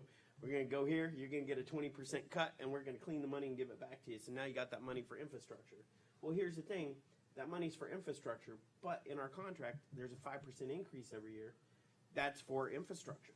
So that's double dipping. That's double dipping, yeah. It's double dipping. So this is what the contracted cities have been trying to discuss with the sheriff's department, who the sheriff refuses to meet with any They of won't the come mayors to to have this so discussion. the issue is they won't come to the table. No. This is, and their town attorney, this is it. This is how it's done. It's never going to change. Now, this week, and the reason why I said after this meeting, this week, the town attorney has taken it upon herself to dig into the agreement with BSO. Can I answer the former questions? The Go former ahead. things? So, as you well know, Mayor, I do know the contracts inside and out. And the reason that I kept saying I don't know last meeting is because the status of the contract with BSO has gone from year to year since 2007. Every year it's been renewed upon the presentation of a budget and some negotiation. In September, they terminated the contract upon our representations that we would have a police department ready to go in February. when it became apparent that that was not going to happen, at our request, they extended that time. When you ask, is it a month-to-month contract, that term really is used more in residential and commercial tenancy situations. In real estate, is it a month-to-month contract? It doesn't really matter if it's a month-to-month contract because it just didn't matter because what they told us was what they were going to do. And my primary concern, is still, as I said in the email, which I sent to you all earlier this afternoon, is that we know we're not going to have police services between October and February. That was my primary concern, and that's why I was so concerned that we execute something to tell the sheriff, so that the sheriff would stay here until the end of the fiscal year so we would have options. Because we haven't been given clear direction at this point, and that's what my item, which is coming up, which is next, is asking. And I don't care whether we have BSO. I would personally rather have a town police force. I think it would be awesome. I don't care which option happens. All I care about is the town has adequate police services. Literally, that's all I care about. So when I was saying I don't know, and you well know that I know those contracts well, I gave you an outline that I had the intern do when he was here, and I know it from back to front. Of course I do. And it's silly to say that I don't. Okay, well, it's my opinion, so. That is your opinion. Just like it was my opinion that your conduct in the last meeting was sexist, and I related that to you privately. And you are the one who brought it up, for the record, okay? I'm done. We can move. Say whatever else you want. All right, I have no other discussion on this, so we'll move to 17.2, policies and procedures. Now, I have a couple questions on this one here. So, again, provide you guys with the copy. Town clerk, your copies are up here. All right. So this was an email that was prepared by the, I'm going to say town attorney since it's your signature on the bottom of it. And it says, because I sent a public records request for a copy of this email. This was sent on Tuesday, May 10th, 2022, 1:16 p.m. It was sent to David Howard, CC'd Yolanda Menegazzo, JCU Nunez, recap of meeting discussion. It says, David, I wanted to confirm with you that the town has offered that you tender your resignation before the commission meeting tomorrow. Your last day of the town will be August 1st, which means you will be employed through the town by the end of July. Please let us know tomorrow before the commission meeting begins what you would like to do. So my question is, who authorized this?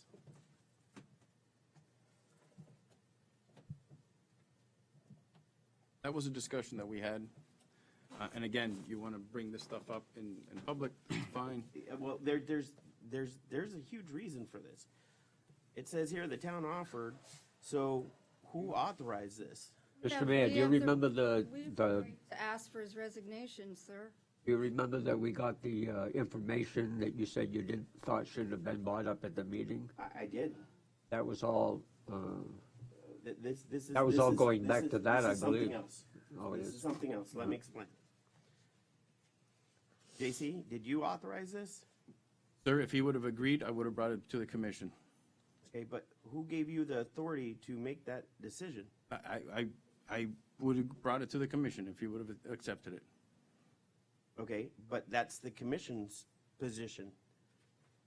The commission presides over directors, department heads. Let me ask this. Let me put it to you this way. He knew that this item was coming up, and I said, hey, if you wanted to do this, so this doesn't come up, that's fine. That's what, Okay, so you're saying that you gave him this to prevent it from coming up at the commission meeting. You were telling him if you resign, No, we gave him that because he asked for a confirmation of our discussion. We said, listen, David, we have a concern about this document that we don't want to introduce. We don't want to bring it up. We're giving you the opportunity to resign if you want to do that. He said, can you confirm that in writing? I said, sure, I'll send it to you in writing. So my concern is who authorized then any of you to make a deal like this? This is something that has to come before the commission to make any kind of deal. Bring it in front of the commission. If it would have been accepted, I would have brought it to you. But you can't make a deal without this before going in front of a commission. Obviously, it needed to come before you, and I would have brought it before you, sir. But you made the deal before even discussing it with us. Oh, we didn't make a deal. We, You Obviously, made a there was no proposed deal. offer. Yes, we discussed it, and if you would have said yes, then I would have brought it for you for approval. So when you ask why I said I was ashamed of the three of them, here is why. Our position is to oversee the directors and department heads, the town manager, town attorney. That is our position. Here, this states that they took the authority upon themselves to make this offer without even consulting with any of us regarding this. This should have been something that went through us before they made an offer. Because you can't make an offer if you don't have the right to make that offer. You have no authority to make an offer like that. It has to come from the commission. So you superseded your position of authority when that was definitely something that had to come before the commission prior to. Go ahead.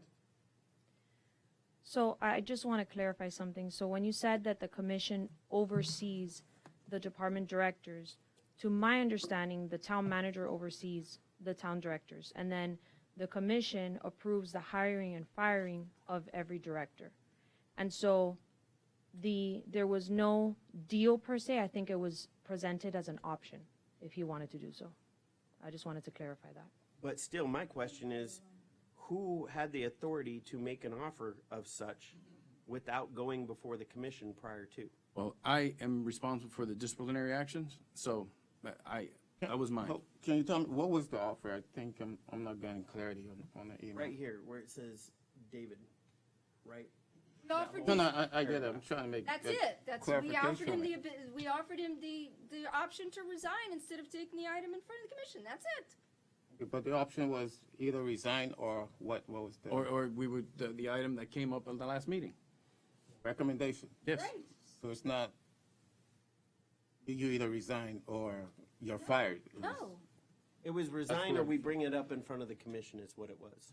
No, we didn't say or. We said, listen, this is what we're doing. But in order to save some agony for you, would you like the opportunity to resign? That's it. Well, I disagree. I believe you overstepped your power of authority by doing that without going before the commission. So I still have a few more questions involving this. This protects employees for the future. So I want to know, you guys received an email. What did you do to investigate? Did you create a whole investigation on this? What we did is we verified the information is correct. We looked into we got a copy from Suwannee County, verified that the email that was sent to us was not doctored in any way, shape, or form. That is a court document signed by a judge. And so we presented it when we spoke to him about it, we're like, hey, this is what's coming up. This is what the document says. So did you get a certified copy from the court? Yolanda Yes. got a copy from Yes, it. Yes, we have a did. certified copy from the court. Okay. I'm just asking to protect any other future employees here in this town. And A Yolanda random had an person extensive sends an conversation email. with the clerk of the court to make sure that we got the right document. Well, It my had to be point sent to being, her twice. this is to protect future employees here in this town from, say, a random X or some crazy person Being sending asked an to email. resign because they're doing their job. So, did you have something to say? I said, will it protect future employees from being asked to resign because they're doing their job? Well, when it comes to positions like this, you can't make agreements without going before the commission. This is unacceptable.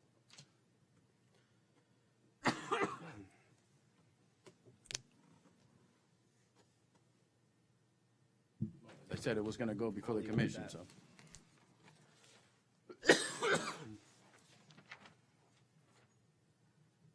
All through browbeating everybody. No.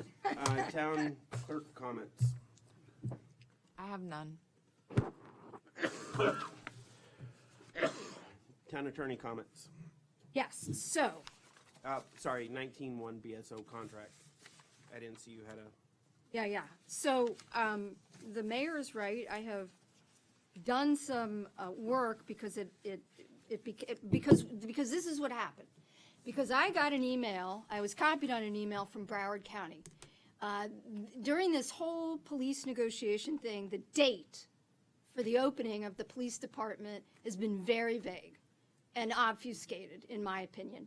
And so I got an email, I was copied on it from Broward County, where in no uncertain terms, it became clear to me that the police department was not going to be open until February 23rd of next year. And at that point, I realized that we had a contract into the end of the fiscal year, and I knew for sure that our police department was not going to be ready until February of next year.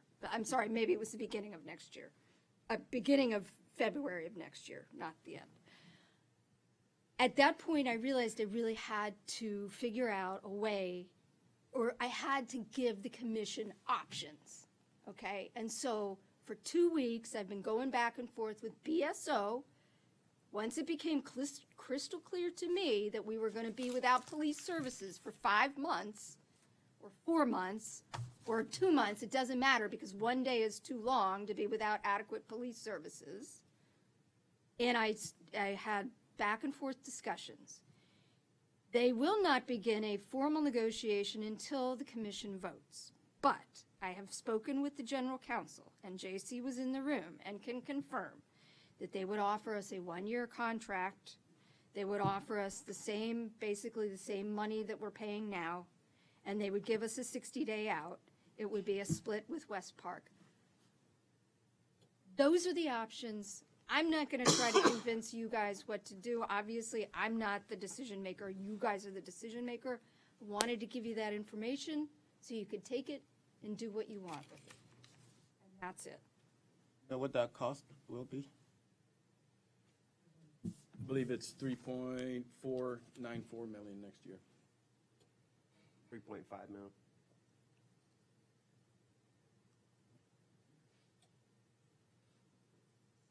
Pay now? At 3.3, 3.3. 3.3, almost 3.4. 5% increase. I made sure that the police chief was in all these emails because he's a vital part of all of these negotiations. So what are you asking for? I'm Are giving you you asking these for options. a vote? What do you need? I'd like for this to be placed on the agenda, but it's up to the commission. And again, I'm giving you options. Right now, I'm telling you that we're legally obligated. I sent you several emails over the last 2 weeks. I've read my emails. Okay, one of them very clearly spelled out that we as a municipality have a legal obligation to provide legal services. And we know that our contract with BSO to provide those services will end this fiscal year, and we will not be able to provide police services until February of next year, which means you will not have police services.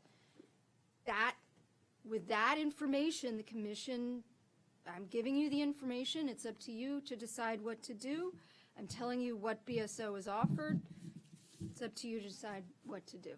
Well, we have it all in writing for the next commission meeting? Writing now, and I've sent it to all of the commissioners several times, yes. With the contract, the No, full because they contract. will not start formal negotiations you know what, I probably can get yes, I will endeavor to get a basic contract with the basic terms, but they have already told me, because they listened to all these meetings, I'm sure they're listening right now, that they would not begin formal negotiation without a vote of the town. I cannot do this myself, David cannot do it himself, JC So do you want to cannot. vote for us to Negotiate. negotiate? Yes, sir, I want Or to do you want direction open to negotiate. negotiate? Because I don't think we need a vote to We negotiate. can vote now, but I think we need to put it on the agenda for next time for you guys to figure out whether you want to open negotiations with them. That would be what I I'm think we can seeking. just give direction for that. I don't think that has to go to a vote. If it's a contract, then we'll have to vote on it. That's what they told me. They, BSO, I do not have any control over what they do. Their representation to me was they would not begin formal negotiations unless there was a vote of the town commission. I'm just Okay, passing along. put a line info. item for the next commission meeting regarding the BSO negotiations. Okay.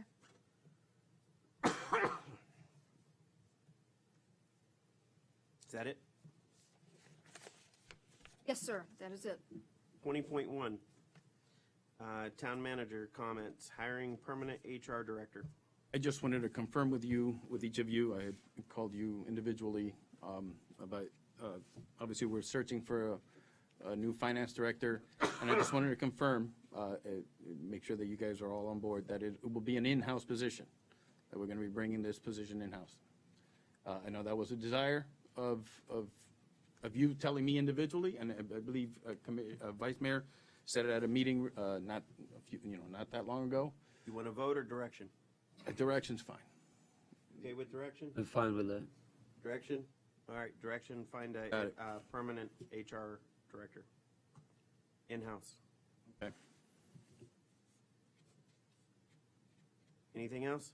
The other item I was gonna bring up is that, as David Sigerson mentioned, on June 6th, we have a meeting with the lobby team and our department heads. It's gonna be face-to-face, but we wanna talk about our priorities, and especially getting organized regarding the grants that we're applying for, but also wanted to talk about ARPA. ARPA's, the last and final ruling, basically their final guidance, has changed how we can use the monies. And they've really loosened a lot of the purse strings. And so in the near future, what I wanted to do is come to the commission and talk about some of the projects that we can use these monies for.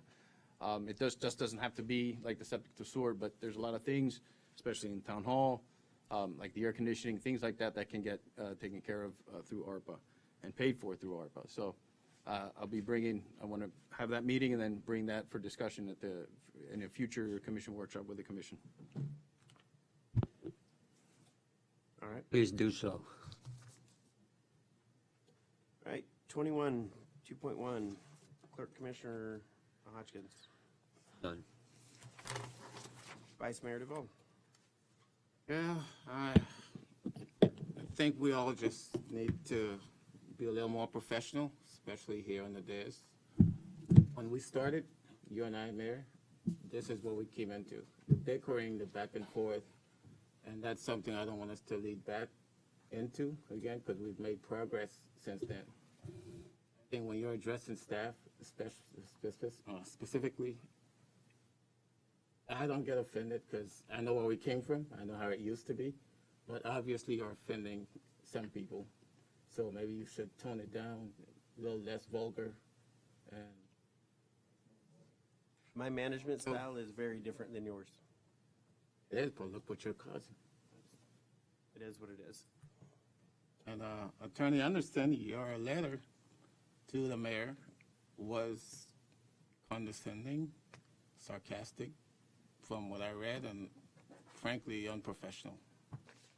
Again, it was meant to be a personal. No, I get it, but look I what was- happened. He used it. You're right.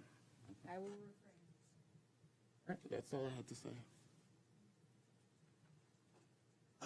All right, me. You want to talk mental anguish and all the stuff you deal with? This place will take its toll on you.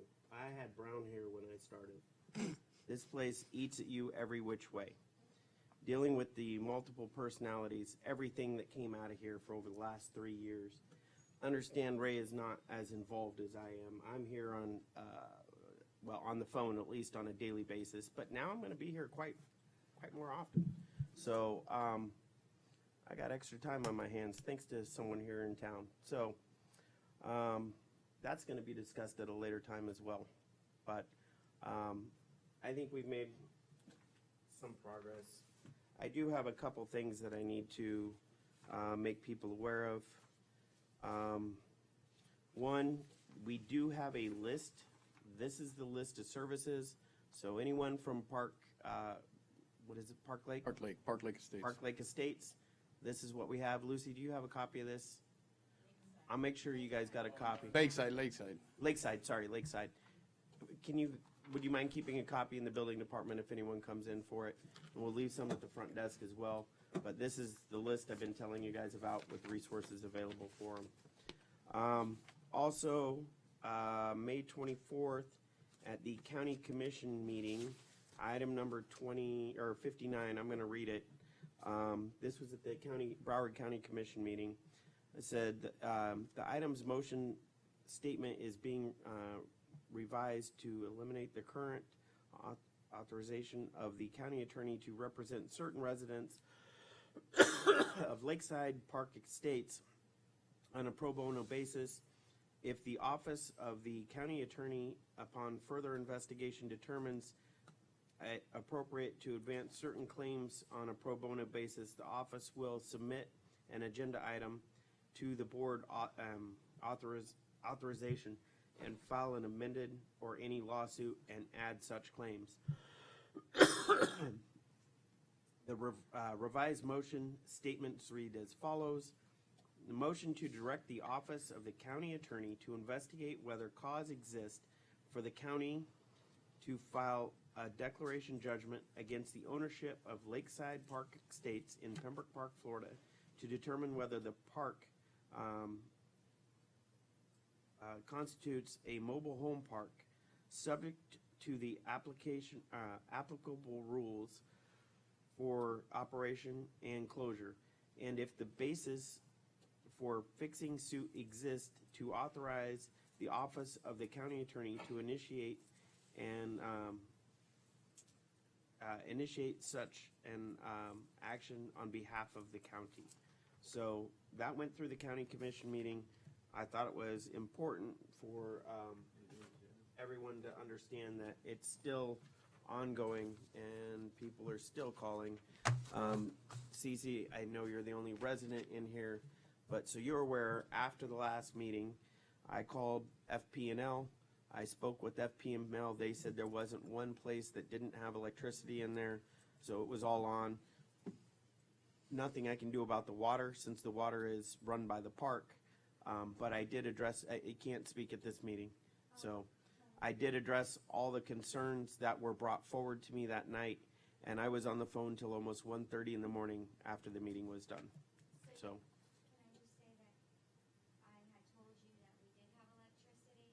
Yeah, you did. That was at the groundbreaking. We're fine. Announcements, regular commission meeting, Wednesday, June 8th at 7 p.m. Special magistrate hearing, Wednesday, June 15th at 9 a.m. Workshop commission meeting, Wednesday, June 22nd at 6 p.m. Adjournment, motion to adjourn. To adjourn. Time is 8:42 p.m. Wednesday, May 25th. Adjourned.